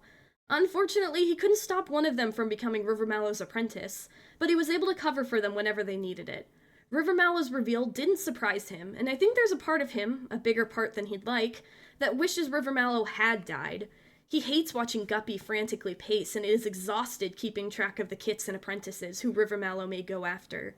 His nightmares have come back and his brother, his best friend, is gone, and he's devastated. Everything is so exhausting and he just wishes he could have faith that things will improve, but He doesn't want to get his hopes up. All he wants right now is to keep his loved ones safe, no matter what the threat may be. Up next, we have the 51-moon-old Primrose, who is still reeling from everything that happened this year. But let's start with the good things. Firstly, they came out as non-binary this year. Hell yeah! They also had a single kit with Squirrel Snail, who is an apprentice right now. Their apprentice Echo Paw also became a warrior this year finally, and they're super proud. They were doing better this year, being their chaotic self as usual, laughing at a dog stuck in a two-leg nest. They had even more energy than they knew what to do with, and tripped over the same twig as another kit in camp. They were hoping for a big glitter, but ended up only having one kit. Primrose and Squirrel Snail also patrolled together all the time, whether that be training or chatting or improving relationships with RubbleClan. But then the drought happened and so many cats died, including their own mother, who Primrose misses every day. At the very least, they had their siblings and their mate. However, the patrol with the snowstorm was something neither of them could have prepared for. Primrose was horrified, watching their mate die in almost the exact same way that their father, Puddlethorn, died. They were heartbroken, and after the vigil were almost inconsolable. They pushed Timberquill away when she tried to comfort them, and lashed out at Tallpaw and Tarantula Kid out of nowhere. It took moons for the rage and numbness to go away, but they're still not doing the best. Their relationship with their son has soured, for a few reasons. A mixture of their overwhelming grief and misplaced anger, wishing they could have had time with Squirrel Snail instead. Thankfully, on the last moon of the year, Blue Star took them out on patrol and seemed to confront them with this, and offer a shoulder to lean on. This helped a bit, but Primrose feels like they may have already screwed things up beyond repair. Blue Star says that they'll have to try, but Primrose is scared. What if their son doesn't want to speak to them ever again? They would accept that, they deserve it, but they don't know if they can lose any more cats. Not after Flaxheart, not after Squirrel Snail. Right after their sibling is the 51-moon-old Bramble Eagle, who has had a devastating year. Initially, she was starting to do better, especially with Marshkick by her side. She loved sparring as well as patrolling with her mate and friends, Hickory Moth and Bramble Eagle. When she found out she was expecting kits, she was so excited and rushed to tell her mate, only to find out he'd been hit and killed by a monster. She was devastated, and the only thing that kept her from falling apart was her friends and family. Primrose was in the nursery at the same time, and Craneback was always welcome to sit with her, and Hickory Moth, who was no stranger to grief, was there for her constantly. When Flaxheart died, it was their support that kept her going, as well as the knowledge that her kits needed their mother. It's so hard, so very, very nearly insurmountably hard doing this without Marshkick, but Bramble Eagle wouldn't change it for the world. Losing Rushkick to the eagle wounds only made her more protective over them. She was always on guard after that. Luckily, there was still some happiness to be found, including her responsible sister having a secret cross-clan relationship with Jagged Star's daughter of all cats. She was so happy for Craneback and also teased her so much. But when cats slandered either Craneback or Nightingale Watcher, she was quick to snap back at them and defend them both. Unfortunately, things got worse. Her sibling Primrose pushed all of them away and even ignored their own son, and cats were arguing constantly, to the point that she and Ice Lilac had to break up those arguments before they turned to bloodshed.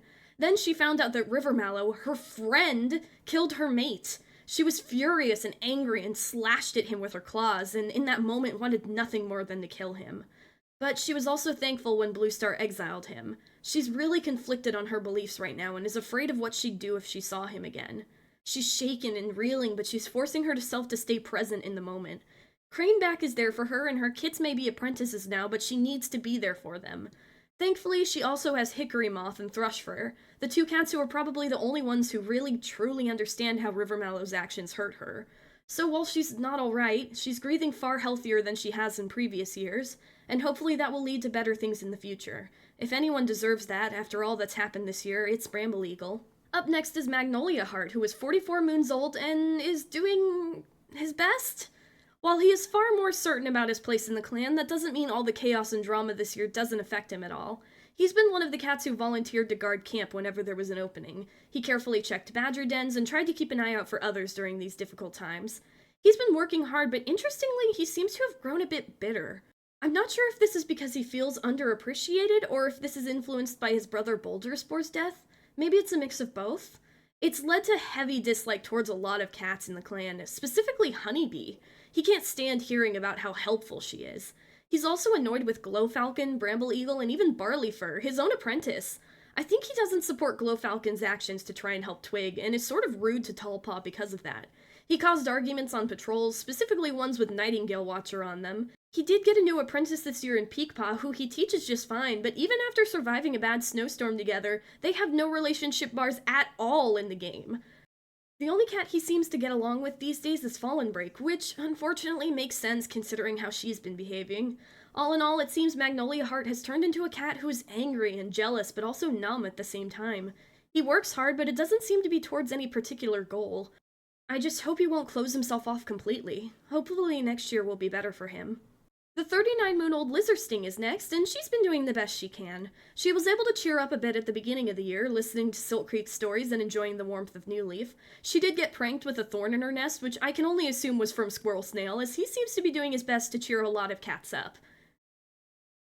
Interestingly, she was also loitering around Mistclan, searching for a specific cat the same moon that most of Mistclan was taken away by Two Legs. And I wonder if it was because she knew about Nightingale Watcher, or if she was looking for someone else. However, unlike some other cats, she didn't have any secret cross-clan meetings or patrols, so I'm not certain what that's about. Speaking of romance, however, Lizardsting has come out as demi-romantic, meaning she does not experience romantic attraction until they've formed a deep emotional connection with someone. However, romance is really the furthest thing from her mind right now with everything going on. She's proud of her mom Bluestar for becoming leader, but she's also shaken by the loss of Thunderstrike, Waterfreckle, and her mentor Darkclaw. She's been overworking herself a lot, catching tons of prey and then some, scouting eagles and watching out for the kits. A lot of cats are worried that she's pushing herself too hard, and I think she's aware of that too, but it's easier to ignore all the pain when she's constantly busy. Thankfully, she's got cats looking out for her. Bluestar is always there for her, and she has great friends in Carnation Stem and Craneback. As for Rivermallow, she's still solid on her stance that killing should be a last resort scenario, but part of her wishes that Rivermallow had tried something so she would have an excuse to take him down. She gets why Bluestar chose what she did, but it has her hackles raised watching so many cats, including her apprentice Juniper Cave and her brother Blotch Speckle, call for executions. It just seems too far and too cruel. She understands why cats want that, she's angry too, but she worries that if they let themselves take that step, they'll be no better than Rivermallow or the Rogues. Up next, we have the 33-moon-old Ramblespeckle and his surprise mate, the 37-moon-old Bugbear, who is cold and a formidable fighter with steady paws. And they have 1-moon-old kits, because everyone decided to have babies this year, I guess.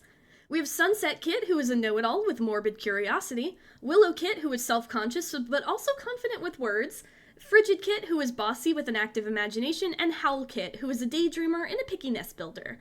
Let's start with Ramblespeckle, who was extremely overwhelmed and exhausted at the beginning of the year. Initially, it seemed like the year might get better. He still had Honeybee, his best friend, and had a growing crush on Boulderspore. He even rescued Sharkstorm from a rock slide, purring to keep him calm while the patrol freed him.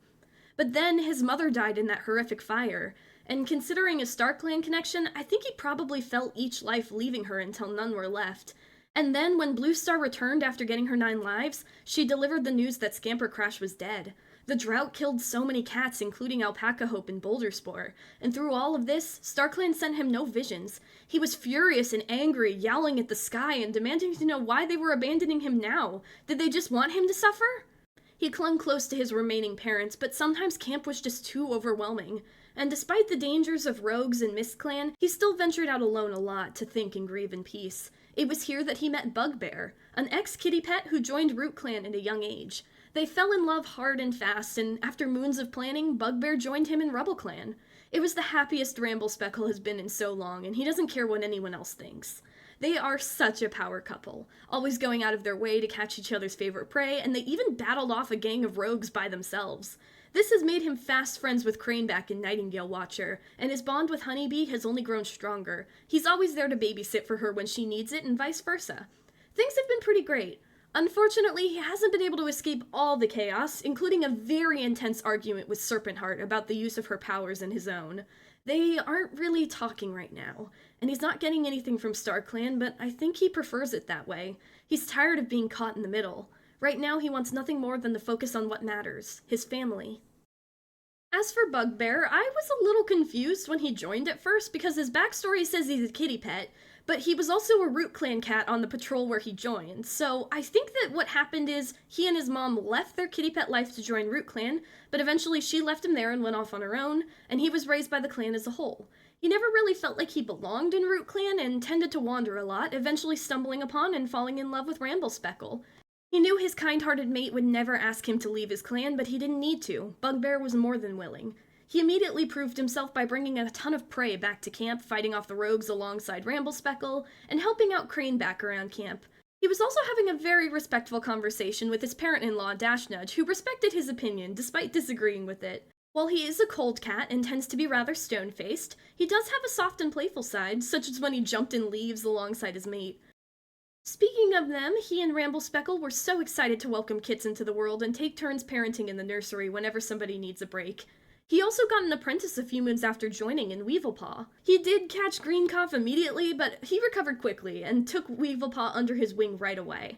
He can tell how much Primrose's absence bothers the young cat, and I think he knows exactly how it feels considering his own history. He doesn't hate Primrose, he understands they're grieving and lashing out, but Weevilpaw is still young, and he's grieving too, and he needs someone. So he's focusing instead on giving Weevilpaw a stable adult in his life as his mentor. He and another new arrival also get along a lot because of their protective natures. I think that he respects Bluestar's decision. The kits didn't need to see something like that. But he's furious at Rivermallow's choice to try and convince his kits to leave with him, and thinks the cat is a selfish foxheart for doing so. Right now, he's doing his best to be a buffer between RubbleSpeckle and the chaos of the clan, including the aggressive Serpent Heart, and be there for his apprentice and keep his family safe. There's a lot on this guy's plate. Up next is the 33-moon-old Whistleslip, who is trying his best. He was giving out impressive advice this year and tried to diffuse tension with a joke at his own expense. Then tragedy after tragedy happened, and it felt like one stab after another to his heart. His mom, Alpaca Hope, Scamper Crash, it was just too much.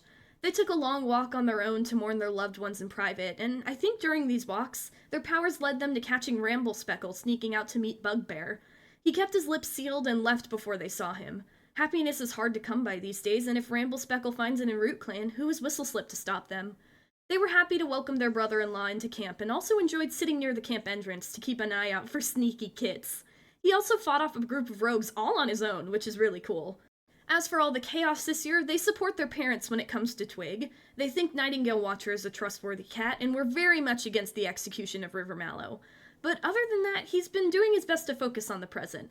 He has a great relationship with Bluestar and is pestered constantly for badger rides by the many kits in clan. His relationship with Serpent Heart is very bad right now, and Serpent Heart has been downright petty towards him, even taking prey from the pile specifically because he was saving it. He hates that she's acting like this and abusing her powers, but any attempt at peaceful discussion just leads to more arguments, so they've given up. They got Yellow Cough, but thankfully recovered just in time to gain a new apprentice. The Mist Clan apprentice who Guppy and Thrushfur invited. They're very protective over them, guarding them from the sneers and snarls of the cats upset that they're here. Their apprentice deserves to be in a home that is safe and filled with love, and he hates that their clan is refusing to provide that. Wasn't that what RubbleClan was founded on? They'll just have to do their best to create that space, for themselves and for their loved ones, no matter what cats say. Speaking of loved ones, I will say that Whistleslip is harboring a pretty big crush on Lily Splash and Heartspot, a crush that is reciprocated on both sides. However, I think with how busy he is and some of his own inherent shyness, if anything were to happen, one of the other two would have to be the one to ask him out, because this guy seems to think of everyone but himself. As for the 31-moon-old Juniper Cave, it won't surprise you to know she has been causing problems basically all year. She was very against helping Twig, is rude to Tallpaw constantly. She sees Nightingale Watcher, Bugbear, and Basspaw as causing problems for the clan, and was very much on the execute Rivermallow bandwagon, and doesn't understand why none of her older siblings felt the same way. Beyond that, they've been aggressive with almost everything else. She tried to find a loner at one point, and later she and Morswan were making fun of each other, but it sounded more like insults than playful banter. She also drew blood during battle training and coldly said it was an accident multiple times. She snickered when Archie tripped, and her claws were always unsheathed whenever BiomeSpeckle was around. She caused more problems because her aggression and anger is so obvious that when they ran into a Mist-Clan patrol, she made things worse. Every year I hope this girl will calm down with the bloodthirst, and every year she just seems to get worse. She barely talks to anyone anymore, especially after Flaxheart's death. She goes through the motions, hunting, training, but that's about it. Her anger controls her most of the time, and it really breaks my heart. I hope one day she can find a way to break through her rage, but only time will tell. However, I will say she does have a good reason to distrust BiomeSpeckle, but we'll get to that later.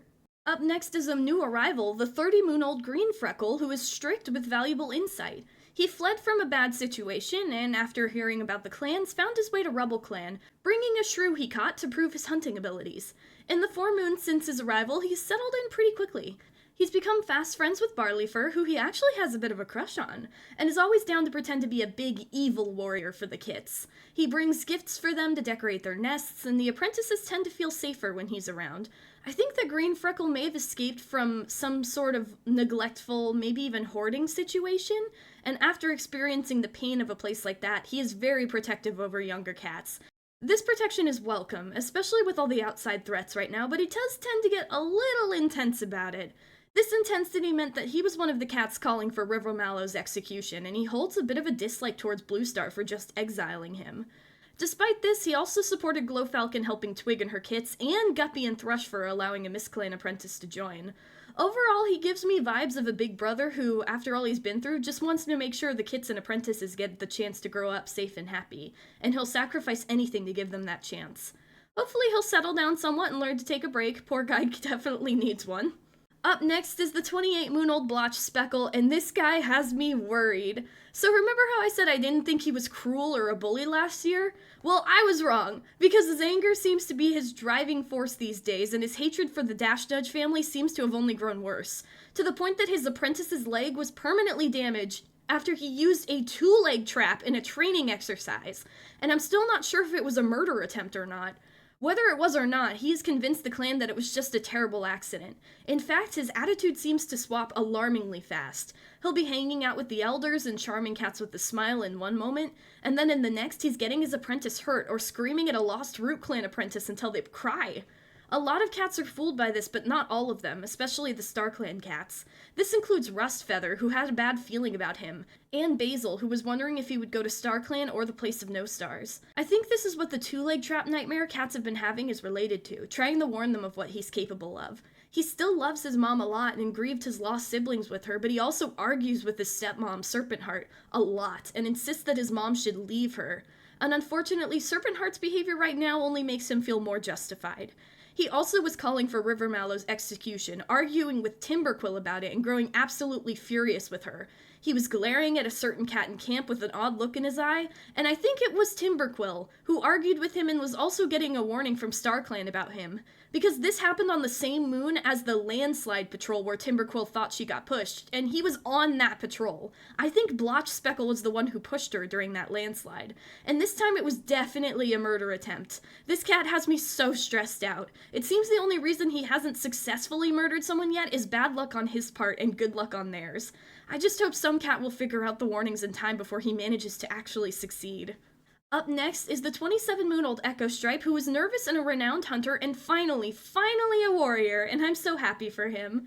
He was honored for his vigilance at his warrior ceremony, and while he is relieved to finally be a warrior, he still feels very behind his fellow clanmates and is often too shy to stand up for himself, including when River Mallow claimed to catch prey that he actually caught. After the fire, Peach Star's death, and the drought, he's also very anxious and tends to count cats in camp whenever he can to make sure no one is missing. He feels lost a lot of the time and hates the tension in clan. Honestly, he doesn't even really have an opinion on all the drama. He doesn't want any part of it. He just wants things to calm down. He felt so lost and overwhelmed that he desperately asked Bluestar for advice on what he was supposed to do, and her advice seemed to have helped because on the next patrol, they were hunting during a bad snowstorm. By the end of the afternoon, every cat was carrying something home, but nearly all of it was caught by Echo Stripe. He found his calling in hunting and gained a little confidence because of it, including challenging River Mallow when he once again tried to take credit for something. However, he is one of the cats who is uncomfortable around Copperkit, avoiding them the best he can. Overall, despite the chaos, he seems to be doing a bit better and feels more confident in himself, which I'm happy about. He also has crushes, but his 2 biggest crushes are on Juniper Cave and Blotch Speckle. Echo Stripe, my dude, you can do so much better. Please have a crush on anyone else. I'm begging you. How do you have a crush on both of the walking red flags in camp? I'm begging you, Echo Stripe.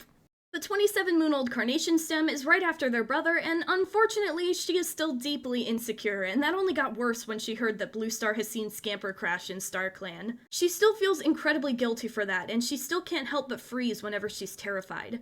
This includes running into a Root Clan patrol who took offense at her nervous demeanor, and she's so upset with herself for it. They weren't even threatening her, they were just talking, and she still froze up. On the next patrol after this, she was caught in a cave-in and had to be dug out by her clanmates, which only made her feel useless. She just has terrible luck, and it seems to have begun to affect her attitude as well. She and Finchpaw had to fix something around camp, but argued on how to fix it, to the point it ended up being fixed by some other cat. She was arguing with Rushkit, and neither of them apologized, and has been constantly overworking herself, much to the worry of her siblings, especially after she landed hard and dislocated a joint. She seems to, unfortunately, hold a lot of jealousy towards them right now. Echo Stripe is more confident, Heartspot has always been perfect, but now they have a mate who's the deputy, and what has she done with her life? It feels like nothing. As such, whenever she gets a win, she tends to boast loudly about it in an attempt to feel better about herself, but it doesn't really help. She does have friends in cats like Hop Tiger, Fallen Break, and Barley Fur, but it doesn't stop the bitterness creeping up on her constantly. She's also gotten a running nose from continuing to push herself even during winter, but still won't rest, won't slow down, and seems to entirely be focused on proving herself. But I don't know if anything will ever be enough for her. At the rate she's going right now, I'm worried she'll fall apart before she learns to slow down. Up next is the 26-moon-old Barley Fur, who was doing a bit rough this year, as you can imagine. He went from having a big, happy family to losing almost all of them in an insanely short amount of time. His mothers, he understood to an extent. They were old, they died of natural causes, but he still misses them. But then he also lost his litter mate, Scratchgaze, and his little sibling, Gravelpaw. Now it's just him and his two little sisters, and he's terrified of losing them too. I think all the death this year inspired him to learn even more about herbs, as he was helping Primrose remove a thorn from their paw, went out of their way to help Glowfalcon with something, and was also listening to stories about Sky Moss as well. He's also been hard at work hunting and training his battle skills and chased off a predator with Dash Nudge. Although he still misses his family a lot, I think he's trying to focus on more positive things and has continued to be his goofy self. He tries his best to cheer up his little sisters, but he's mature enough to know that sometimes they just need time and space to grieve, and he's more than willing to give it to them. Oh, and he's still just as chaotic as ever, don't worry. He scrambled into a badger den and only escaped by the grace of StarClan itself, had a prank war with Thrushfur, practiced tongue twisters, gave a badger ride to Oriolecit and was begged by others to do the same. He was also the one who gifted the Forget-Me-Not flowers to Volkit, which was really sweet. He seems to adore all the kits in Clan. I think his big brother tendencies just activate whenever he's around them. I think that might be why he has a growing crush on Green Freckle, a cat who also cares a lot about making sure the younger cats get to grow up safe.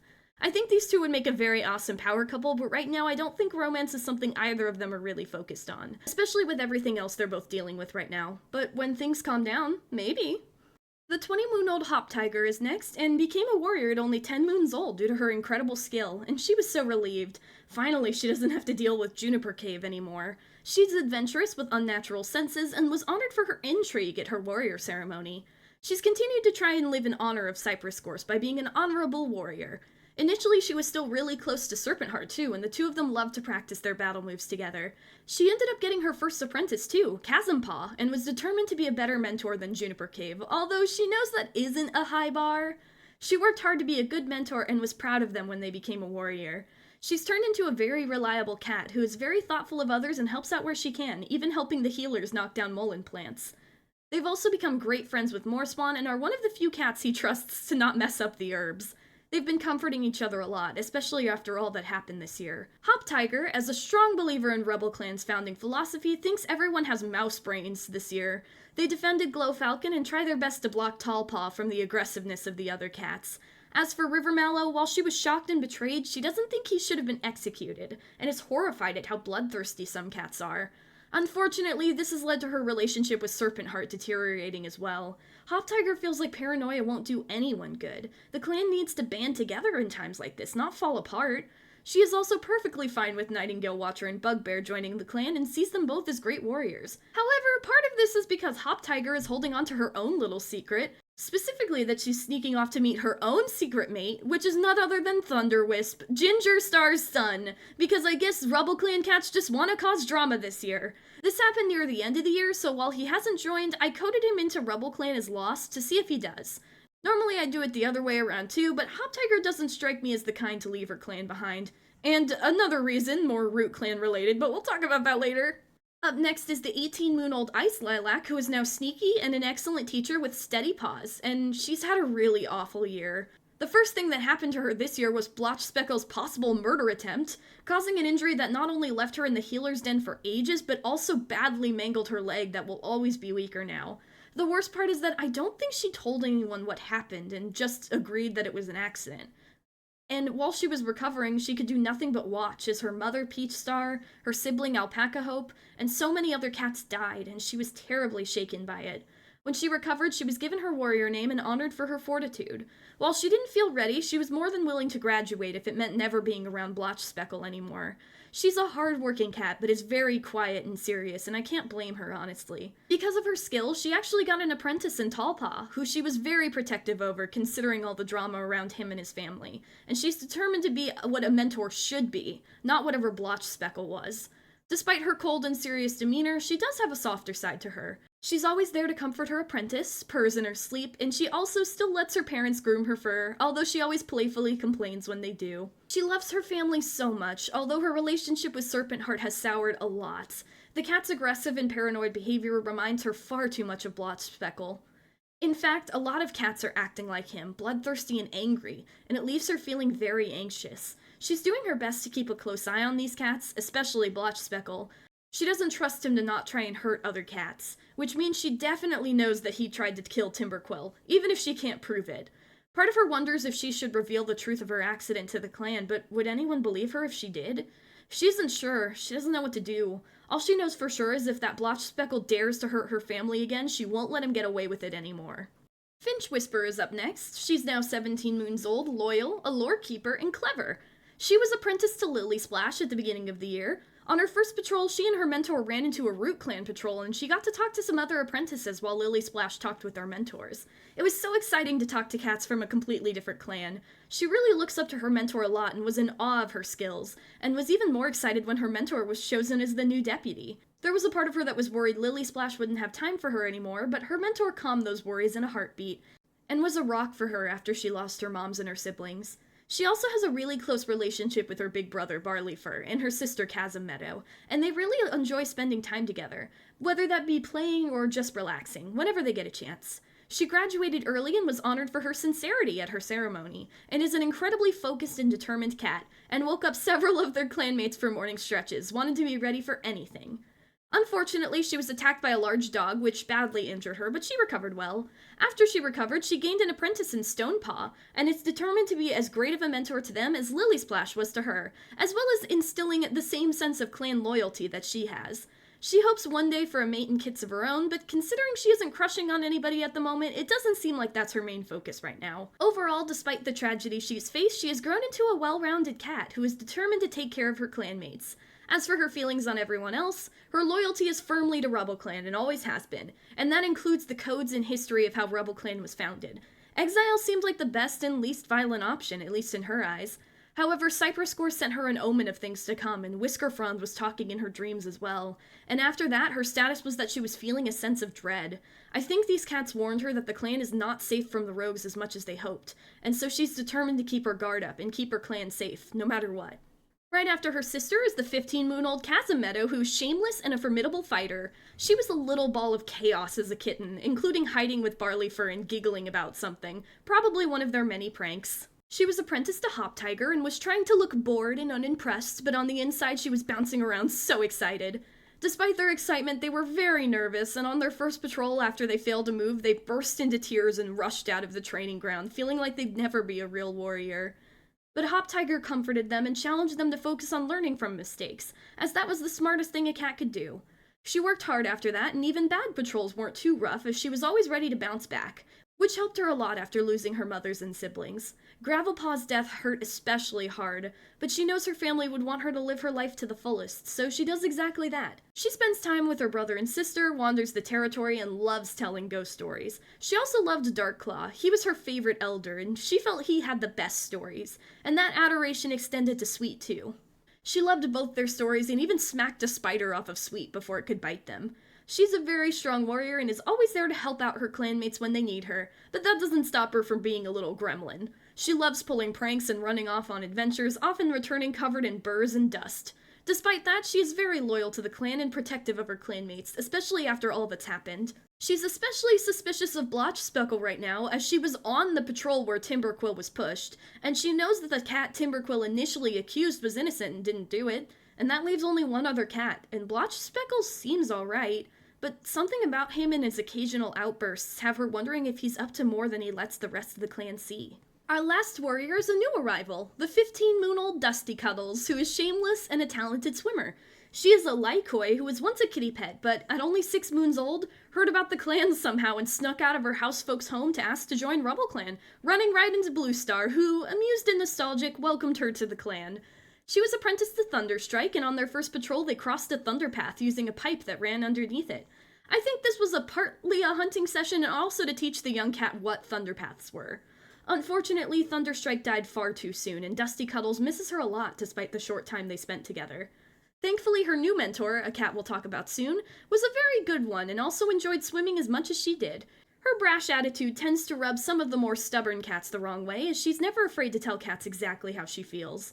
Her recklessness also drove some of the more strict cats crazy, like when she dove into a badger's den and was nose to nose with its occupant, or when she caught a rabbit on another clan's territory and chased it back over the border. Despite her recklessness, she is really a kind cat and fits into the clan well, always willing to stand up for cats and be there for her friends whenever they needed her. At her warrior ceremony, she was still messy after tussling with someone and didn't even bother to groom herself before she graduated and was honored for her dignity. She's continued to be a little ball of chaos, a source of happiness even during the tense moments of clan life.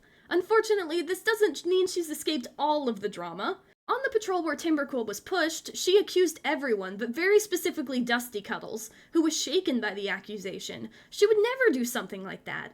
Thankfully, it seems like no cat truly believes that. Even Bluestar talked to her one-on-one and comforted her. But she feels uncertain after all that, especially after Rivermallow's exile. She knew clan life was dangerous, but the uncertainty of which cats can be trusted with the anger between them has even her on edge.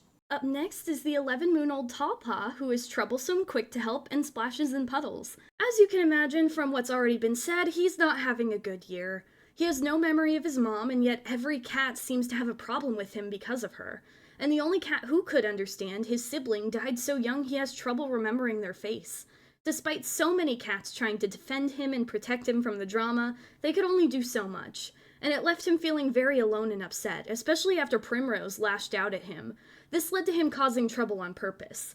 After all, if cats were going to be mad at him no matter what, he might as well give them a reason. Despite his bravado, he was apprenticed to Ice Lilac, who knew something was wrong and guided him to sit down, asking if he was okay.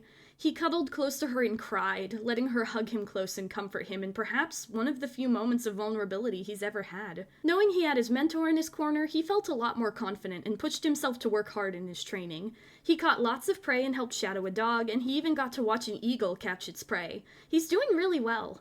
Unfortunately, I think Tallpaw is still holding on to a lot of that anger, especially towards Fallenbreak, who just continues to snap at and harass him, and Blotchspeckle, who seems to be angry at every cat in his mentor's family.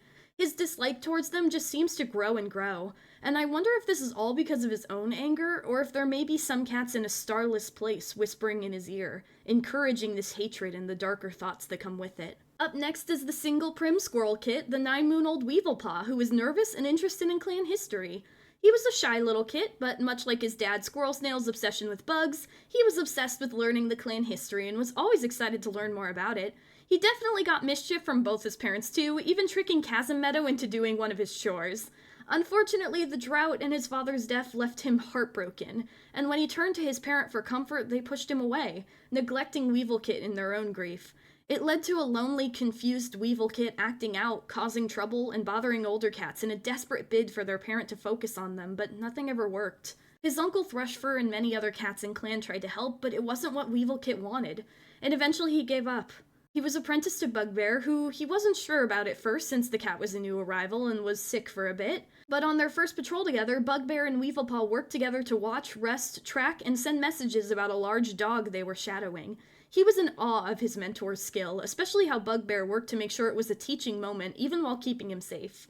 Bugbear's constant presence in his life has helped a lot. It never feels like he's a bother or being forgotten, and despite the chaos of the year, it has him feeling a bit more optimistic. There are still lingering moments where he thinks about Primrose and wonders if his parent would ever talk to him again, but he's too nervous to dare hope.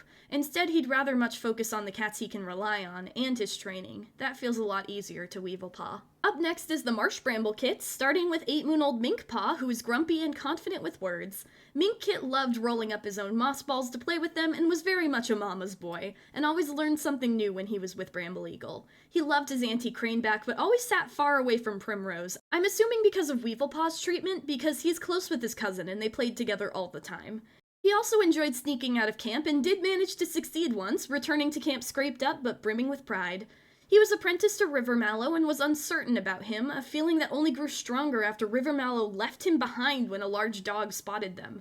Minkpaw escaped without injury, but he couldn't help but feel like Rivermallow abandoned him on purpose, a feeling that only grew stronger with each passing day.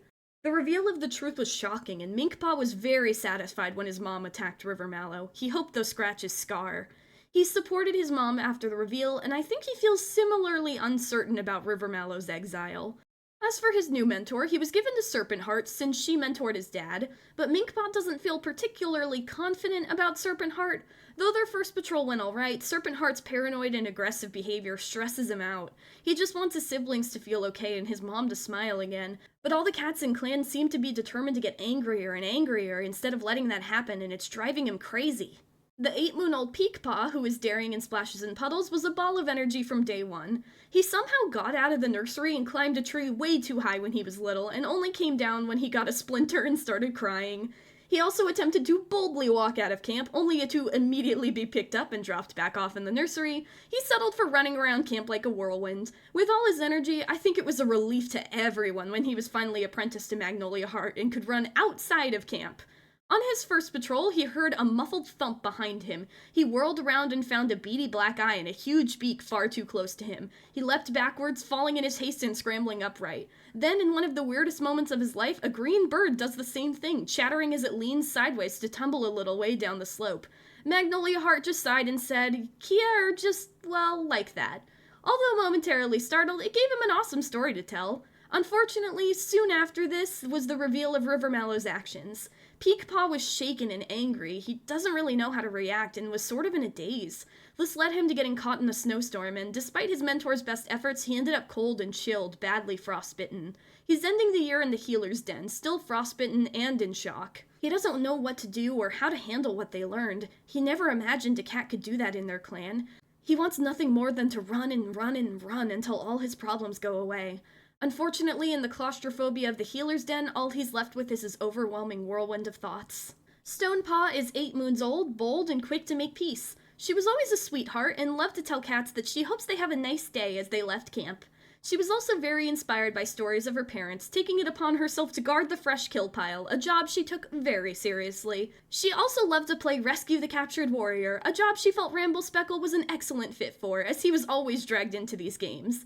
She was apprenticed to Finch Whisper, and interestingly, I think she may have managed to sneak out of camp a few times before that, because she admitted to having a conversation with a kitty pet on her first patrol, and didn't know whether being friends with the kitty pet was disloyal to RubbleClan. Finch Whisper sat her down, explaining that while talking to cats outside of RubbleClan was okay, Stonepaw had to remember they weren't friends. Stonepaw's loyalty must always be to RubbleClan. Stonepaw promised that she'd always put RubbleClan before anything else, and worked hard to keep that promise. As for her thoughts on Rivermallow, I think her mentor's words have her agreeing with the cats who called for exile, seeing it as justice befitting their clan. Besides, killing a cat in the middle of everyone just felt wrong. She's still struggling to process what he did, though, and unfortunately has defaulted to the family tradition of overworking herself, pushing herself too hard at a young age in every task. She knows she should rest, but if she's working, then her mind can't linger on the pain and heartbreak, so she's just going to keep going and hope those thoughts never catch up with her. The last of the Marsh Bramble Kits is the 8-moon-old confident and avid playfighter Cypress Paw, who hurts my heart because she looks exactly like Marsh Kick except for having Bramble Eagle's eyes and a different nose. This led to her mom coddling her a bit and looking sad a lot when she stared at her. Sweet Honeybee and Chanterelle Whisker did the same thing. Cypress Kit was brave enough to ask about it, and after learning that she looked a lot like her dad, spent a lot of time looking at her reflection, wondering about the cat she never got a chance to meet. She absorbed any and all stories about him, and I like to imagine her avid play fighter trait comes from her wanting to be a great fighter like both her parents. She swore to StarClan to do her best as she was apprenticed to Dash Nudge, thankfully not Rivermallow. Can you imagine if he got this one? Dash Nudge had to correct her battle moves that she learned incorrectly on her first patrol. She started an argument with them about it, but Dash Nudge kept her temper and sat down with her, explaining her reasoning. He can see why Cypress Paw thinks differently, but practicing this way will help Cypress Paw build muscle faster than taking the easy way out. Cypress Paw was understanding and more than willing to learn to do it the right way. I think she was terrified upon learning what Rivermallow did. It made a lot of things make far too much sense, but it also scared her a lot, knowing how much she resembles her dad. She understood why he was exiled, but she's determined to train hard and become a dangerous fighter. That way, if that fox-hearted cat tries anything, whether he runs to the rogues or not, she can make sure he won't hurt her family ever again. Up next is the new arrival, the 8-moon-old Basspaw, who is lonesome, constantly climbing, and confident with words. And by new arrival, I mean she joined on the last moon of the year, and while I normally wouldn't have a lot to say, this is the apprentice who joined from MissClan and caused all the drama, so there is a bit to say. Basspaw, knowing that RubbleClan welcomed Nightingale Watcher, begged to join, and was relieved when Thrushfur and Guppy welcomed her. She was apprenticed to Whistle-Slip and proved to be a pretty good hunter right away, bringing back a huge amount of prey. Despite this, a lot of cats are still furious at her arrival, claiming she's only going to cause more problems. Basspaw isn't sure what's going on, but she's determined to stay and prove herself. She tends to stick close to the cats she knows she can trust, specifically Nightingale Watcher, Whistle-Slip, Thrushfur, and Guppy. She isn't sure how to prove herself. She doesn't even know why all these cats are angry right now, and she's too nervous to ask. All she knows for sure is that she's not going back to MissClan, no matter what any cat says. Blue Star said they could stay here, and so she will. Like I said, she's only been here for like a few days, so hopefully cats will calm down and she'll get a chance to adjust. Maybe in the very calm and non-chaotic year that we're gonna have next year. Right, game? Right? Our last apprentice is the 6-moon-old Eaglepaw, who is loving and splashes in puddles. He was found and rushed back to camp by Finch Whisper and given a place in the clan, and though they tend to be naughty at times and had a lot of energy, they were also a real sweetheart who loved to swap favorite prey with the elders. He was apprenticed to Sweet, and his first and only patrol so far was discovering the abandoned Peridot feather by the Thunderpath. Despite being young, I think that since Eaglepaw loved spending time with the elders, he probably heard a lot of Darkclaw's stories and knew exactly why his mentor was emotional, which led to him happily helping guide the kitty pet back to camp. As for all the chaos this year, I think Eaglepaw is just overwhelmed. He's too young to really remember much of it, and was never close enough with Rivermallow to feel personally betrayed, though he was very shaken that any cat could do something so horrible. He's just happy Rivermallow's gone. He would much rather focus on training, thank you very much. That way he can help out the clan and help even more cats like Peridot Feather. Being a great warrior is his only real goal right now, and I hope that this little sweetheart gets exactly that. Up next is the 149-moon-old Archie and her mate, the 120-moon-old Oshawott Wisp, who joined at the beginning of the year. Archie has done her best, just like last year, to be a positive force in the clan, especially as things began to get worse and worse. She spent a lot of time in the healer's den comforting Icepaw, dragged cats into sunbeams when they were struggling to relax, and enjoys crafting new stories to tell the kits. She enjoys playing pranks as well, specifically ones that make cats laugh, something very much needed right now. Losing Pheasant, Silk Creek, and Dancing Meadow had her very lonely for a while, and there were many days where she would sit under the stars, wishing she was young enough to frolic and explore again. She also thought about her legacy a lot, and I think that's her wondering how her kits and Hound Clan are doing, and if they've found their new home yet. Thankfully, she found a close friend in Swallowmallow since his return, and near the end of the year, a mate in Oshawott Wisp. She still misses all her old friends who passed this year, and the chaos of the year does have her worried at times, but she's determined to focus on the things that matter, cheering up the younger cats when they need it, and spending time with her mate and friends while she still has that time. As for the 120-moon-old Oshawott Wisp, he is playful and a great climber. He was rescued after being abandoned by his two legs by Rivermallow, Hickory Moth, Bramble Eagle, and Marshkick, who he was really grateful to. He immediately was helpful in clan, helping Serpent Heart to not choke on a huge bone, and warning Lily Splash that cats were talking bad about her. Marshkick's death broke his heart, especially since he knew how dangerous the Thunderpath was, and how he himself was close to facing such a fate. He was smitten for Archie immediately, and couldn't help but smile when he saw her smile. After recovering from Yellowcough, he was surprised and honored to be offered the job of being Dusty Cuddle's new mentor. I think it helped a lot that he was a new arrival, so he and his apprentice got to learn a lot together, which really strengthened their bond. According to Dusty Cuddle's profile, he also helped her be a stronger swimmer, which is hilariously fitting considering his name. He's very content in RubbleClan and also apparently has a talent for singing and loves to make up songs and always invites others to join in. It became even better when he and Archie, under the brightness of the moon, announced their commitment as mates. After Dusty Cuddles graduated, he happily retired and joined Archie in the Elder's Den, content to enjoy the rest of his retirement with his beloved mate.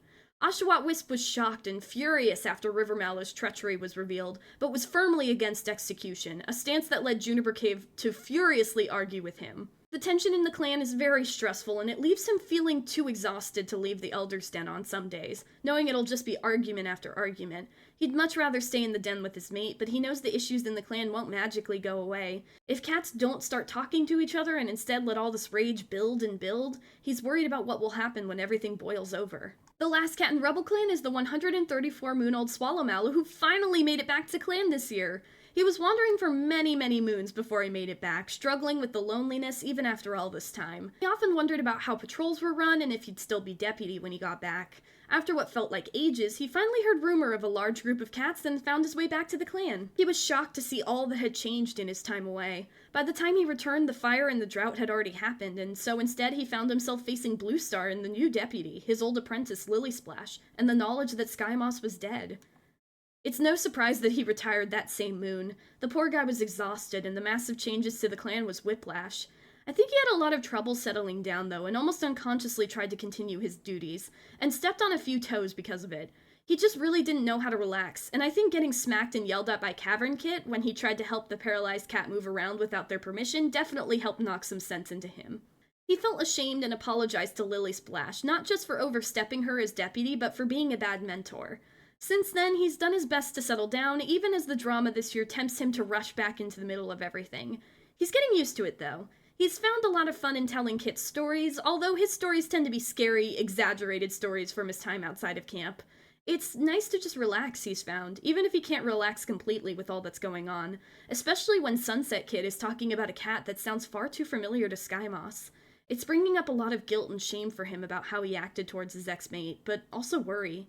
Bluestar said she didn't see her in StarClan. Why wouldn't she be there? And if what Sunset Kid is saying is true, then what does that mean for Skymoss? And that's it for RubbleClan this year. There's so many cats now. So I'm implementing a new rule that cats can't have any more kits until their current ones are 12 moons old. I should have done that a long time ago. Hopefully this will help with the overpopulation a bit. We're definitely not going to invite any more next year, one part because of the overpopulation, but another part because of the general chaos. Too many unknown variables. I don't think they would want to invite anyone else. I probably should have implemented that this year too, but when it's orphaned kits or abandoned kitty pets, it's really hard to ignore it. Speaking of other cats, why don't we head over to the other clans and see how they're doing? Well, Root Clan is gone. After a combination of mass extinction events in-game, bad luck, and finally the war with Mist Clan, Jagged Star has successfully driven them out. And he did so by taking down their leader in one powerful blow as Root Clan's home burned to the ground. Timeline-wise, this happens right at the end of Year 6 / the beginning of Year 7, which is why RubbleClan hasn't heard what happened yet. There were some survivors, including Thunderwisp, but they've all scattered.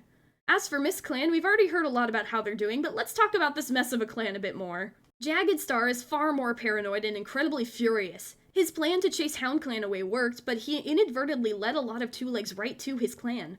This chain reaction led to his mate and his only daughter being kidnapped by Two Legs, one of which still hasn't returned, and the other who escaped quickly and chose to live in RubbleClan instead, leading to another apprentice doing the same thing. His fury and feelings of lack of control led to a lot of rash decision-making, and, as of the end of the year, all of that rage is focused directly on the other clans. His new deputy is Harveytooth, who interestingly doesn't have any feelings towards Jagged Star at all, despite Jagged Star respecting them a lot. I think they might be a very shrewd and conniving cat, secretly hoping for Jagged Star to cause his own demise so they can take power.